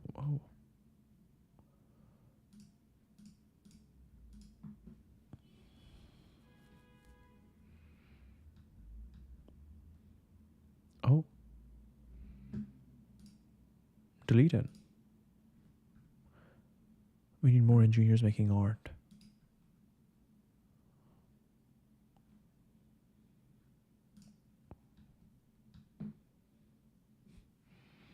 Maybe I couldn't be skinny and tall, but I'll settle for being the greatest artist of all time as a consolation.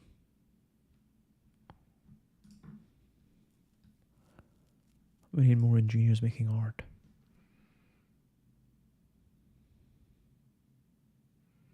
The intersection of art and technology is a place in San Francisco. Adele, building Reducto AI live event artist. MetaPen, physical location, host workshops. Most engineers lack days. Mostly everyone lacks days. Lol.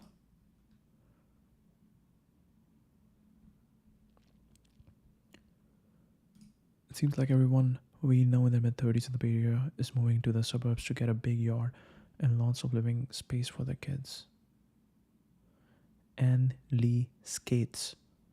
A16Z, whatnot, Kindred, and I working in SF 5 days a week and are considering the opposite, giving upper place and at the town to go big in SF.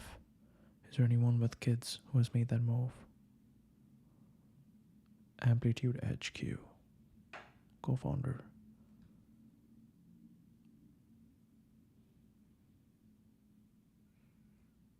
Portrero Hill. Nikhil Basu Trivedi, co-founder and general partner. And Footwork. Wow, what is that, Princeton?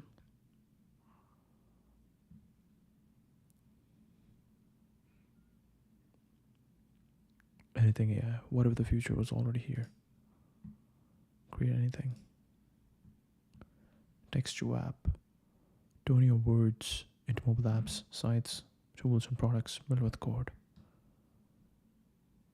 Front-end developer, job search, wipe task, anything codes for you, make updates in English. All-in-one database, Stripe, build beautiful by default. Thinking, okay, interesting, anything.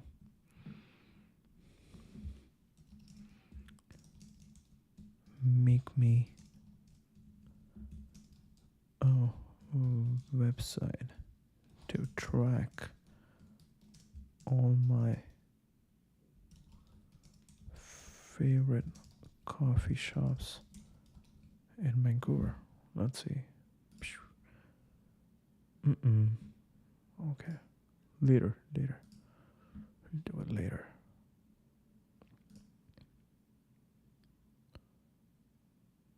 We love living in a definitely trade house, but I think it's great for kids. I grew up in Manhattan, so SF is like a green spacious oasis for me. Partner at Benchmark. Student of escaping competition. Formerly product Pinterest. Ball and chain.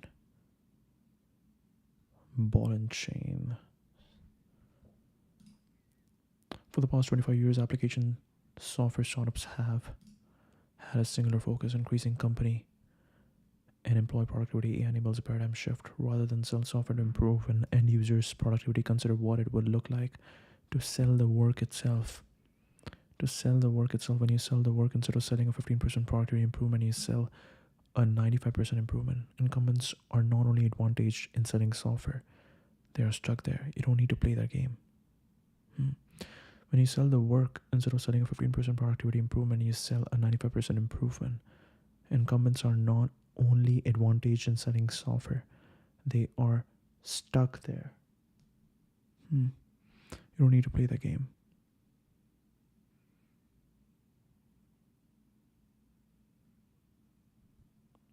Sell the work itself. AI startups sell work, not software.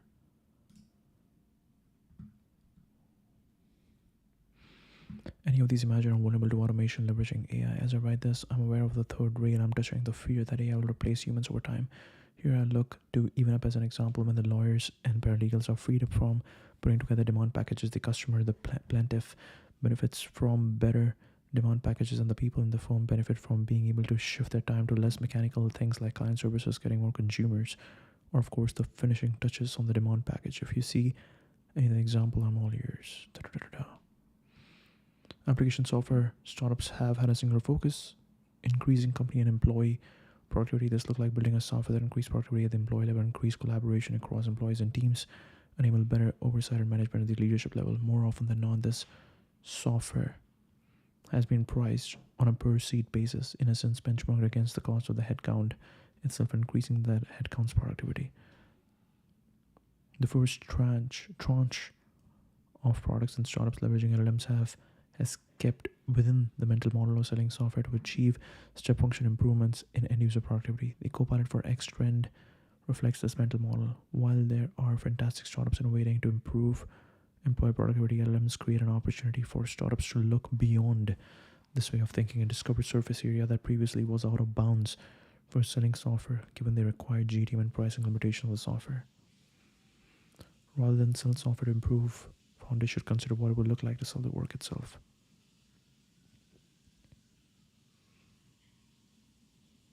If you are a personal injury lawyer, a work product you create on behalf of a plaintiff is called a demand package. Summary of the case, the medical cost of the injury, and then recommendation on the settlement value for the defendant's insurance company. Has stretched lawyers, paralegals, or outsourced groups writing these documents. If you were still in the mindset of selling software, you could imagine a software offering for personal injury law firms.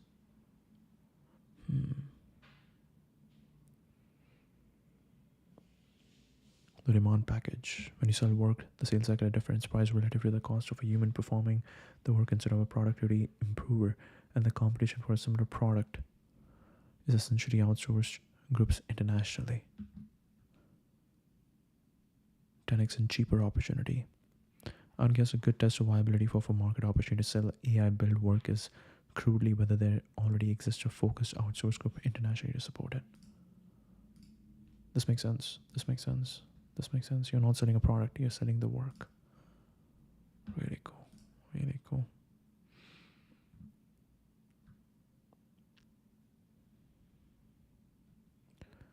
They're also finding it extremely hard to hire because most experienced engineers have their heads in the sand and refuse to learn the latest tools.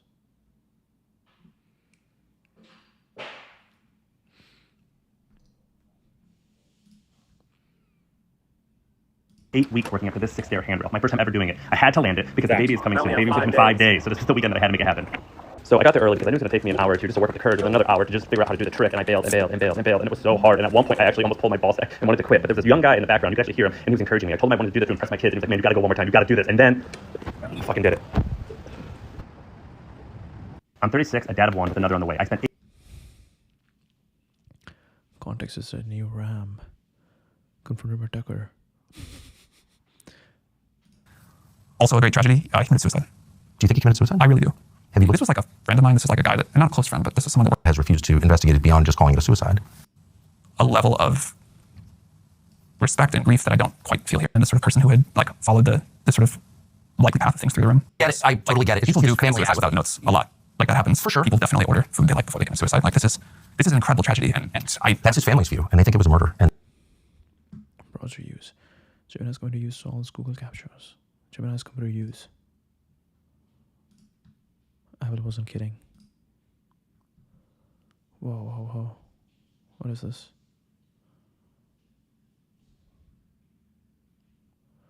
Meet Apple Foundation. Okay. Apple wasn't kidding. The iPhone 17 Pro is really built for running LLMs. Interesting. This is certainly correct. Tolerance for uncertainty is the most valuable human trait. Tolerance for uncertainty. The greatest rewards in life go to those who can show up every single day even when the rewards are uncertain. The one who can tolerate the most uncertainty is the one who will eventually win. It's cool how he's now using this AI tool for the image, an underrated life lesson. You must learn to proceed without certainty. When they research what takes the most energy for human beings, the greatest toll on body and mind, they found moving a body, learning something new, persistent uncertainty, moving your body. What takes the most energy for human beings? Ranked least to most, moving your body, learning something new, persistent uncertainty. Number 3 so significantly higher than the first two. It's taking the greatest toll on human beings. Our minds are spinning up all types of negative possibilities given the increasing levels of uncertainty, deepfakes, misinformation, the speed that breaking news is traveling, etc. Interesting. Become cool before you become rich. Doesn't work the other way. Entire luxury goods and art market.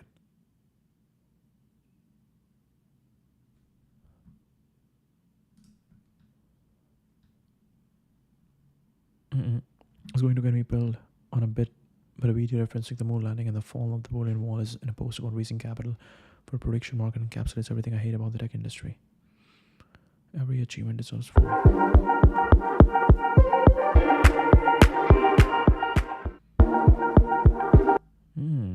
Womp.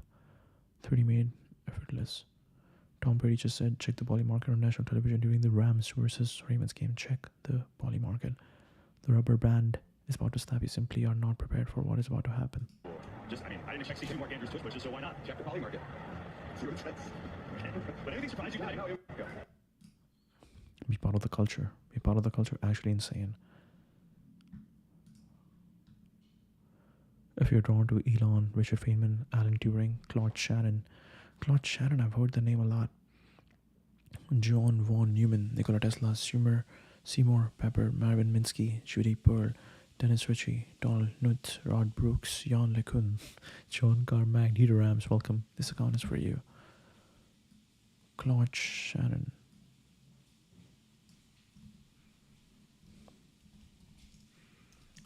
Quotes by Claude Shannon.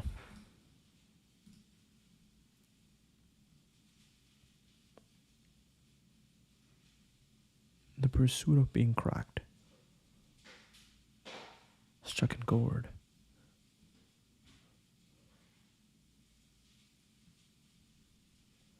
The hardest system to build isn't software or hardware, software. It's conviction. Most engineers obsess over how to make it work. They best obsess over why it should exist. Conviction shows up in what you refuse to compromise on, not in how complex your design looks. The enemy knows the system. Information is the resolution of uncertainty. Information is the resolution of uncertainty. Information is the resolution of uncertainty. I visualize a time when we will be to robots what dogs are to humans. Wow. And I'm rooting for the machines. What? We know the past but cannot control it. We control the future but cannot know it. We know the past but cannot control it. We control the future but cannot know it. A few first-rate research papers are preferable to a large number that are poorly conceived or half-finished. The latter are no credit to their writers and a waste of time to their readers. Are preferable to a large number that are poorly conceived or half-finished. The latter are no credit to their writers and a waste of time to their readers. My greatest concern was what to call it. I thought of calling it information, but the word was overly used, so I decided to call it uncertainty. When I discussed it with John von Neumann, he had a better idea. Von Neumann told me you should call it entropy for two reasons. In the first place, your uncertainty function has been used in statistical mechanics under that name, so it already has a name. In the second place, and more important, no one really knows what entropy really is, so in a debate you will always have the advantage.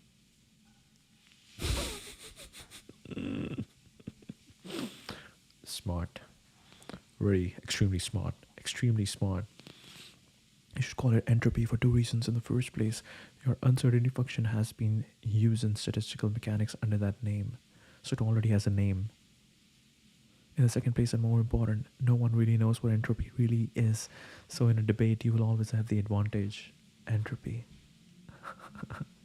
The first method I might speak about is simplification. Suppose that you're given a problem to solve. I don't care what kind of problem, a machine to design or a physical theory to develop or a mathematical theorem to prove or something of that kind. Probably a very powerful approach to this is to attempt to eliminate everything from the problem except the essentials. That is, cut it down to size. Almost every problem that you come across is befuddled with all kinds of extraneous data of one sort or another. And if you can bring this problem down into the main issues, you can see more clearly what you are trying to do and perhaps find a solution. Interesting.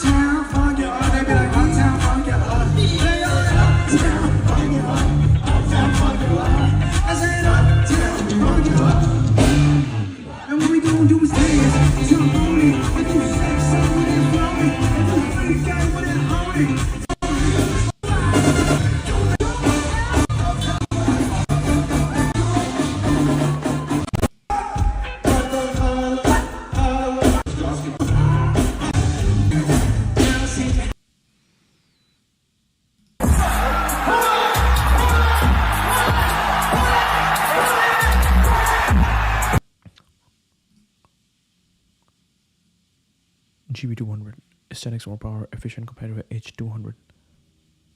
Certain interactivity. We are excited to implement this ACK pre-fill multi-node wide expert parallelism to see what is the power efficient gains between once you implement the power efficiency will probably be reduced to 4 to 6x once we have that implemented on Hopper, which is still pretty good. Most of society struggles to understand the person with many interests and many talents, and for a time they struggle to understand themselves too. Most of society struggles to understand the person with many interests and many talents, and for a time they struggle to understand themselves too. My working theory is that creative people already have the idea for their lives' work years before they find the right form factor to express it. My working theory is that creative people already have the idea for their life's work years before they find the right form factor to express it. We have convinced an entire generation they need to change the world with their career or perform the desire. They need to change the world with their career or perform the desire. If you are not solving civilization scale problems, you can just do work that's morally neutral, find some pride in it, and spend time with people you like. That's enough. If you're not solving civilization scale problems, you can just do work that's morally neutral, find some pride in it, and spend time with people you like. That's enough. I will need to define the word creation. Where doom scrolling made us passive consumers, doom prompting makes us passive conversationalists and creators. Doom prompting. Very interesting. Doom prompting.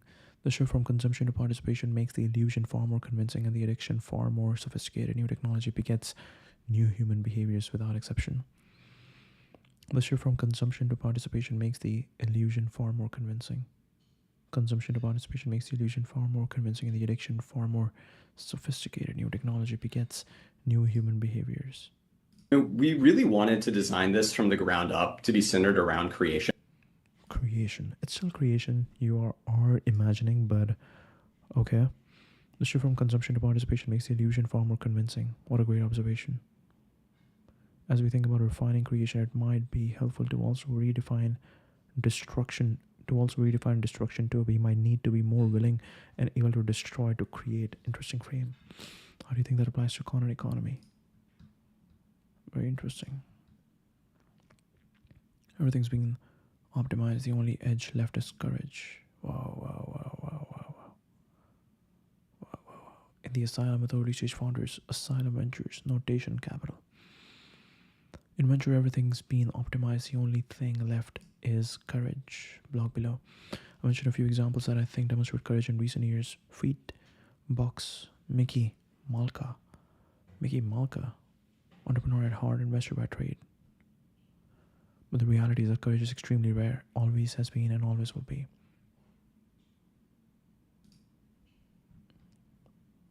Courage.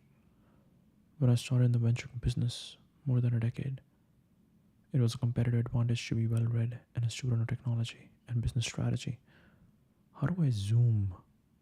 Just a little bit less, not this much zoom.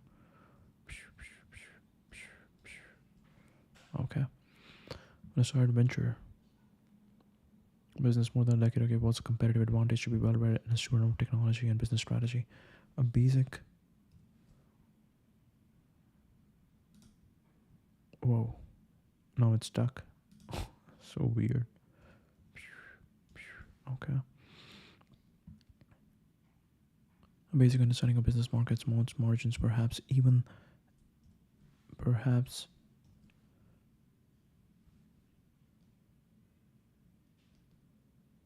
an MBA put you ahead of the pack if you were one of the few that simply had read Technological Revolutions and Financial Capital or Seven Powers and knew how to reasonably apply the lessons as USV and IA Ventures did. You had an edge. Today, being smart or well-read is not nearly enough. Every venture capitalist reads the same books, the same blog posts, listens to the same podcast, has the same AI tools, and for the most part applies the same heuristics to markets, technologies, and founders. Most VCs are even smart enough to explain the bull and bear case behind their decisions. The current debate about AGI timeline and AGI margins and modes are all good examples of efficient market information. Some argue taste is now the last remaining competitive advantage in venture. But I think it's courage. which is in even shorter supply. What is courage? It requires non-consensus investing, but that's only part of it. I think courage is thinking independently and betting big on something when it feels really, really hard to do it. Courage is putting yourself and your reputation and your firm on the line and being willing to face real consequences if it doesn't work. It's not just willingness to look down, but it's a willingness to get fired. The best founders do this almost every day. Here are some venture investing examples. Mickey putting $400 million to Robinhood when they were getting margin called. Neil Mehta going almost all in on Carvana near the lows and sticking with the investment through even lower lows. Box Group writing a growth check into an unnamed NYC company everyone had forgotten about because they saw something others didn't. Eric Bailey writing not just the first check but the second and the third check into Trade Desk when the market still didn't get it over and over again. Notation amending our LP and putting double-digit percentage of our first fund into Ethereum and LivePeer in 2017 when few traditional firms would touch crypto tokens.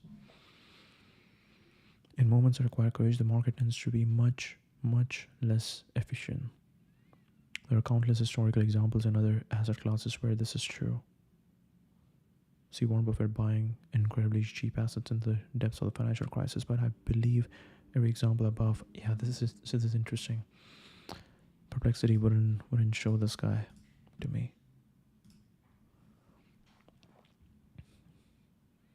But I believe every example above is also valid, and in each the investors made historic returns. Perhaps even more important, these courageous moments and stories are what put these firms and their GPs on the map, having lasting impact on their brand and standing with founders. Independent conviction and courage to support them in their toughest moments. If I were to guess, there are perhaps only a few dozen people in the entire venture capital business that have real courage. Why would it be in such short supply if we know courage can lead to historic returns, brand halo, and respect from founders? Too many reasons to cover in this post, but here are a few. Structurally large firms with many partners. Okay, let's see, I'm curious.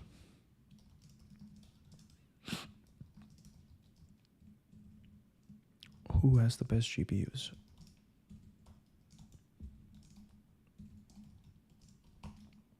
In the market today. I also want to kind of compare this answer with ChatGPT. NVIDIA named Intel making strides.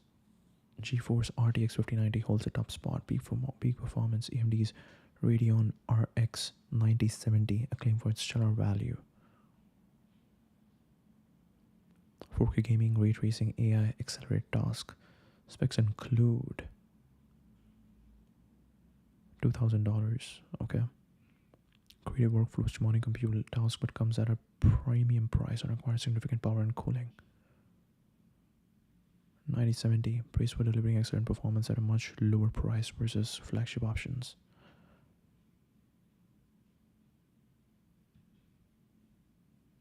Arc B580 had as the leading budget offering 2025. Okay, NVIDIA remains the best choice for those who want uncompromising speed and AI features at any cost. Continues to improve on reliability in drivers, making its Arc line a real contender. Okay, NVIDIA. High-end, especially for ray tracing AI software, CUDA, DLSS, big strides with the RX 900, RDNA 4 series, closing gaps in ray tracing, offering aggressive pricing. Intel, still a minor player in discrete GPUs, more competitive in integrated entry segments. Leads the market in speed, ray tracing AI features. Just behind, mid-range. Okay. What exact NVIDIA GPUs is OpenAI buying? Let's see. Centric is built around the NVIDIA GB200 Blackwell Accelerator platform.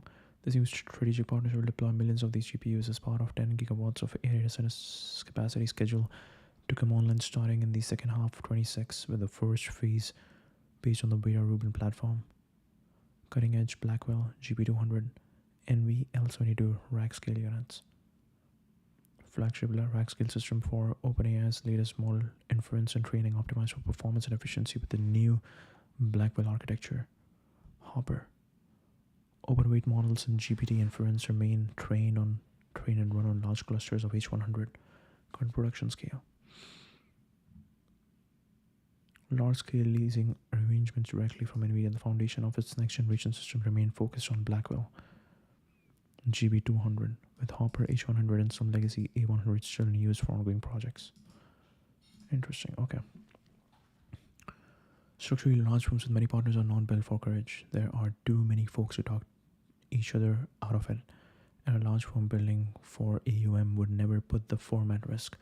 Founders Fund, Greek Oaks, and Thrive all have large AUM with small partnerships and strong leadership, so they can encourage courage. Greek Oaks, Thrive all have large AUM but small partnerships and strong leadership, so they can encourage courage.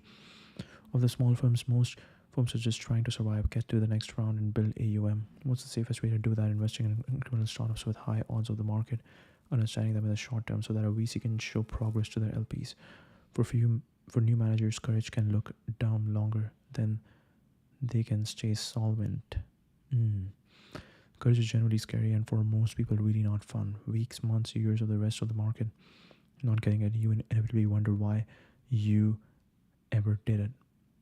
For most people, their whole life is about minimizing risk, not seeking it out. Most people in venture today are highly credentialed and have never taken real career or investing risk. It's hard to find courage in venture if you've never found it in other parts of your life. So why should founders care about courage? Founders need courage to build something truly great, not the I dropped out of Stanford a year early to attend YC kind of courage. The I am building my life's work and don't care that the market doesn't realize how important this new product is for many years kind of courage. See Coinbase, Airbnb, Tesla. Founders should seek investors with courage because they can be sure they are the company's true believers, or in many cases only believers. Having investors and partners that believe all on their own, independent of the market, means they will work through the inevitable bumps along the way, per the examples above. How do you know if an investor has courage? Ask them for examples and double check the source material. It's easy and quick to do, and better than any founder reference you will ever do. Courage is one of the last real differentiators in the venture capital business. It will always be in short supply because it can be taught, but if you look hard enough, you will notice it's practiced skillfully by the courageous and inspiring few. Wow, courage is one of the last real differentiators in the venture business. It will always be in short supply because it can be taught, but if you look hard enough, you will notice it's still practiced skillfully by the courageous and inspiring few.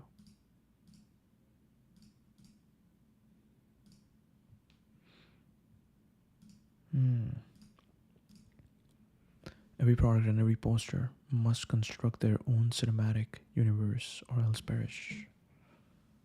Storytelling lives or dies on characters. Without protagonists and antagonists, even implied, there's no friction, no stakes, and quite simply no reason to care. When you write anywhere, you have to keep this in mind. That includes X.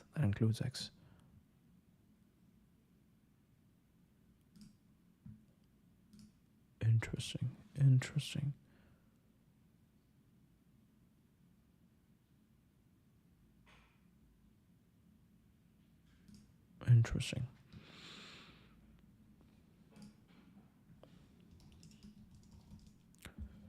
Who are the top investors or top partners at Founders Fund?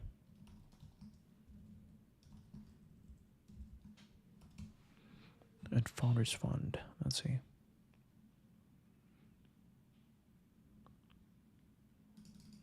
Napoleon Da, bro, that name is crazy. Okay. Give me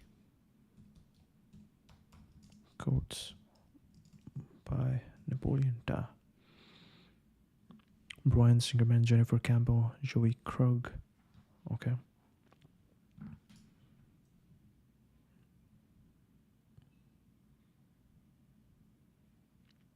Until you spread your wings, you'll have no idea how far you can fly.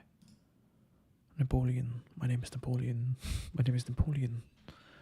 Just go around being like, my name is Napoleon. Napoleon B. Until you spread your wings, you will have no idea how far you can fly. In war as in love, we must come into contact. Come into contact before we triumph.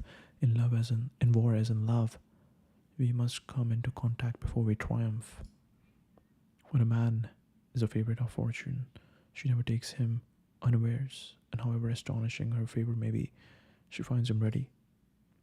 As for me, to love you alone, to make you happy, to do nothing which would contradict your wishes, this is my destiny and the meaning of my life.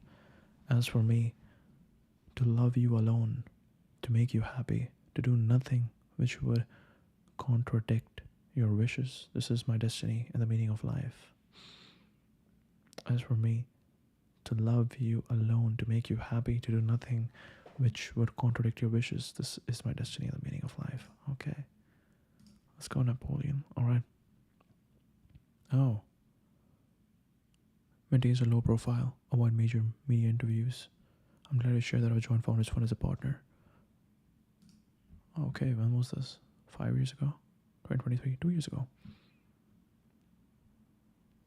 I follow crypto closely for over a decade, and Joey is the one person I've always wished we could hire. He's a rare combination of visionary entrepreneur, skilled technologist, and savvy investor.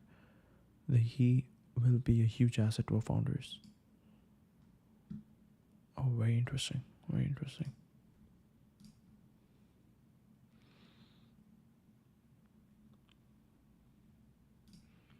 This is awesome. ICE investing $2 billion Polymarket. Earlier this year, founders went double down on Polymarket and led a $150 million round from both the venture and growth funds. Our first crypto growth investment since Bridge Harris. Yes, Bridge Harris. And I joined. We believe then that Polymarket had broken through to mainstream adoption. The owner of NYC leading around in the next generation exchange validates that thesis. New financial market instruments that actually take off are rare. And Shane has built the next one by bringing prediction markets to reality. These are probably the most interesting types of financial markets in my view. And they finally bring the world closer to solving many of the problems Hayek was describing, the use of knowledge in society. The use of knowledge in society. He described markets as information systems, and prediction markets make that explicitly obvious. I use Polymarket on a regular basis to inform my own investing and trading. It's the best way to get a view on what's happening in the world at any point in time for nearly any major world event. It's awesome that ICE is going to distribute the same data to all of their customers. We originally invested back in late 2023 for reasons that remain true today. Shane has assembled a team that is relentlessly obsessed with building the best product and user experience and never ever giving up on what it takes to fulfill that vision. I can't wait to trade on Polymarket. Very interesting. Polymarket. Let's see. Wait, Polymarket's logo is similar to Exa's logo. But anyways. 100% tariff on China. Effect by November 1.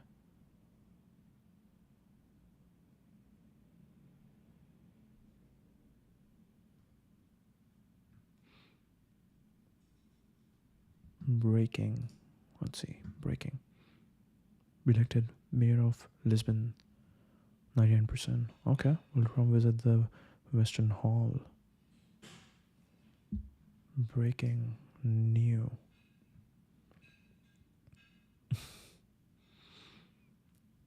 Which company has top AI model? End of November. Google. Wow. UFC. Zcash, Flip, Monero. Google. Oh, Google has a lot of. Okay. Largest company end of June. Nvidia. Okay. Which company has best?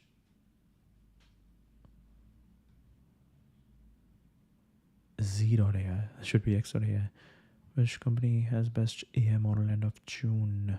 Google.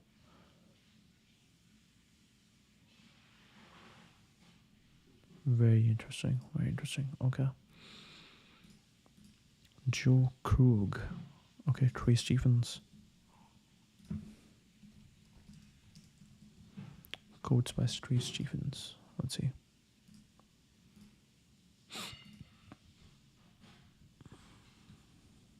A reminder that Peter Thiel, to put it mildly, not a cyberpunk. Who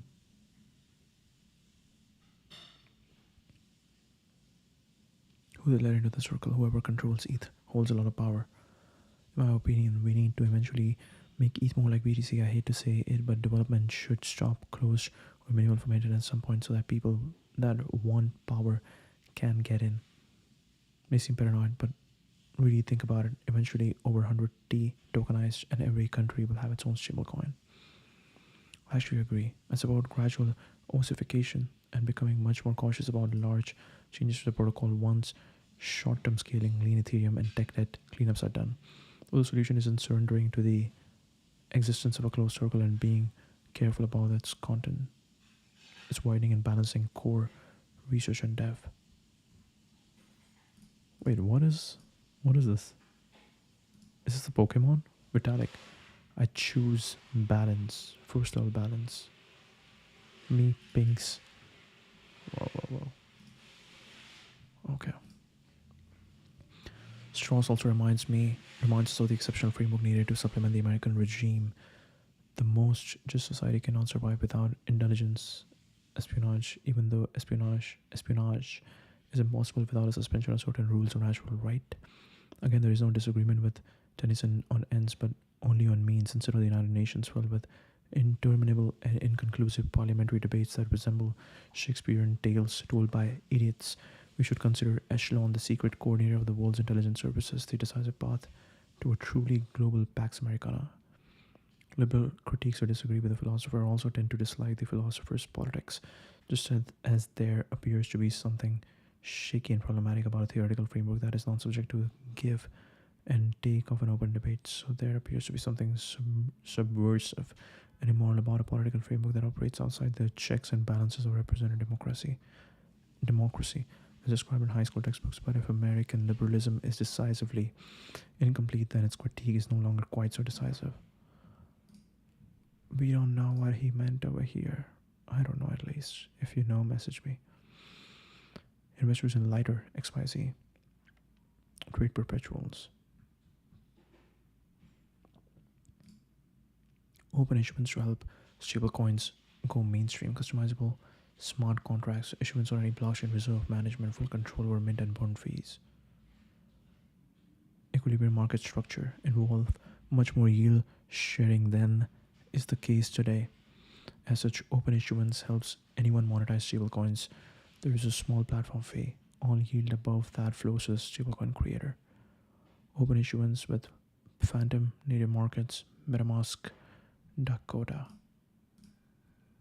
Founders raising the most money you can at the highest price possible is a kamikaze strategy, but fair warning upfront. You're probably not Hayashi. If you create opportunities and don't pick winners, then there are no winners, and then the capital runs away. The founders that are interested in the market run away, and you end up right back where you started. There are no winners, and then the capital runs away. The founders that are interested in the market run away, and you end up right back where you started. I think reserves are a delusion. It is too difficult in majority of cases to know which company is truly a value generator and which just has momentum, which is different to true sustainable value generation.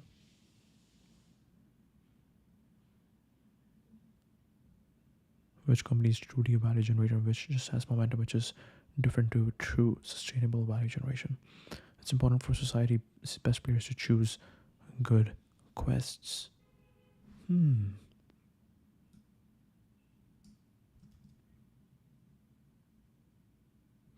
must encourage people to be spiky instead of only encouraging them to be well-rounded.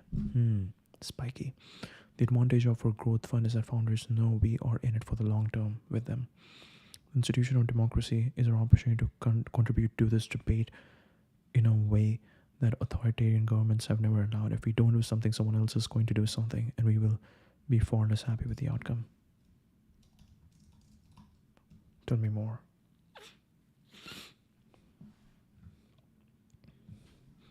What he means by best players, people with rare leverage, exceptional founders and engineers, scientists, operators. Choose good quests investors who can bend reality through skill capital or coordination.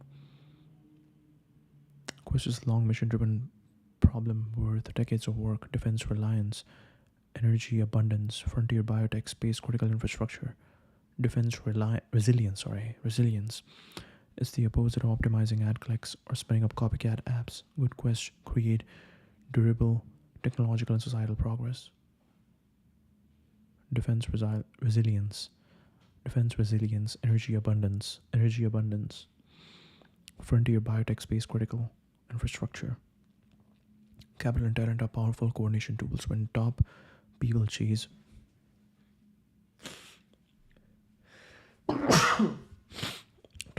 shallow opportunities, the ecosystem compounds triviality. When they align around hard, high civilizational upside platforms, you get positive externalities: security, productivity, scientific insight, and often the best return. Selection criteria for a good quest: large civilizational upside if it works, security, abundance, human flourishing, technological non-obviousness, requires novel engineering, not just distribution hacks, compounding advantage from iteration and deployment, learning curves, data manufacturing, compounding advantage from iteration and deployment, mission clarity that attracts A+ talent and partners, measurable milestones on the road to an ambitious end state, large civilizational upside if it works, technological non-obviousness, compounding advantage from iteration and deployment, mission clarity. Examples that fit the frame: defense autonomy and deterrence tech to keep liberal democracies safe, energy systems that make power cheap, clean and abundant, advanced nuclear grid scale storage, dual use robotics and manufacturing to re-industrialize the West, hard AI for real world systems, perception, control, safety, beyond pure web software, bio tool chains, web lab automation, protein design that compares discovery cycle, common failure modes, status optimization, quest, projects chosen for prestige rather than impact, metric theater, optimizing vanity KPIs that don't move the real frontier, momentum mirages, mistaking short-term hype for durable value creation, momentum mirage, status optimization, projects chosen for prestige rather than impact, metric theater, optimizing vanity KPIs that don't move the real frontier. Practical way to apply the idea as a founder or investors. Write the 10-year end state paragraph. If this works, what becomes newly possible? Identify the first 3 concrete falsifiable milestones that unlock compounding advantage. Okay, let me think about this. This is making me think about what I'm doing over here, what I'm doing with the stream. So I'm not chasing vanity metrics like, okay, just creating shorts and trying to get views over there. I'm working on stream because I think the ideas are more important than just getting views on a video. And by making these long form live streams, you're actually able to attract the right people who understand that I'm doing slow work and I'm actually investing my time into understanding the culture, and you're able to build alliances with the right people with courage. What else? Also, when people see that, okay, I've been doing this for the last 1 year, it just builds more trust that, okay, this means that yeah, this is it. You are actually gonna stick around. Okay, so that's not metric theater. Status optimization. Yeah, I'm not optimizing for status because everything is just open. There is no secrecy or mystery that is being created over here to optimize for status. Momentum mirage. Okay. No. What is the end state? Okay, so now I think that, okay, what are we constantly trying to do? We are constantly trying to be around the most interesting ideas. We're trying to learn. And I think the goal is always to remix. The goal is always to not only read one idea, read the second idea, but also remix the 1 and 2. So I think I need to start doing that and connecting with people, finding the value that I bring to the table for people.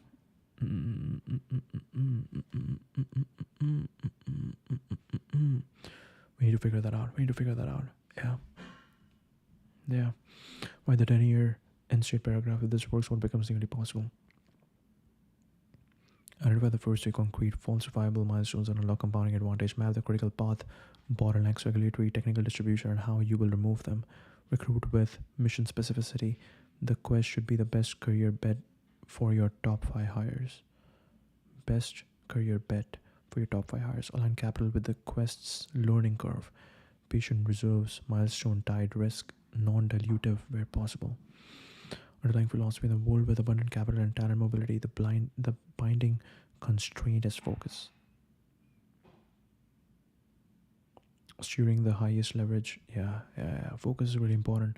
So what I'm doing with my streams is interesting right now. My French is really the focus right now, because we need to get that done. Once that's done, that unlocks more freedom to do what we want. But it's really good that we started this 1 year ago, and alongside French, we're also building something. It's not that, oh, now that I'm done with French, okay, what now? Now I'm again starting something with zero. But it was cool to keep feeding the energy, keep feeding the momentum of French back into my work, and keep using that.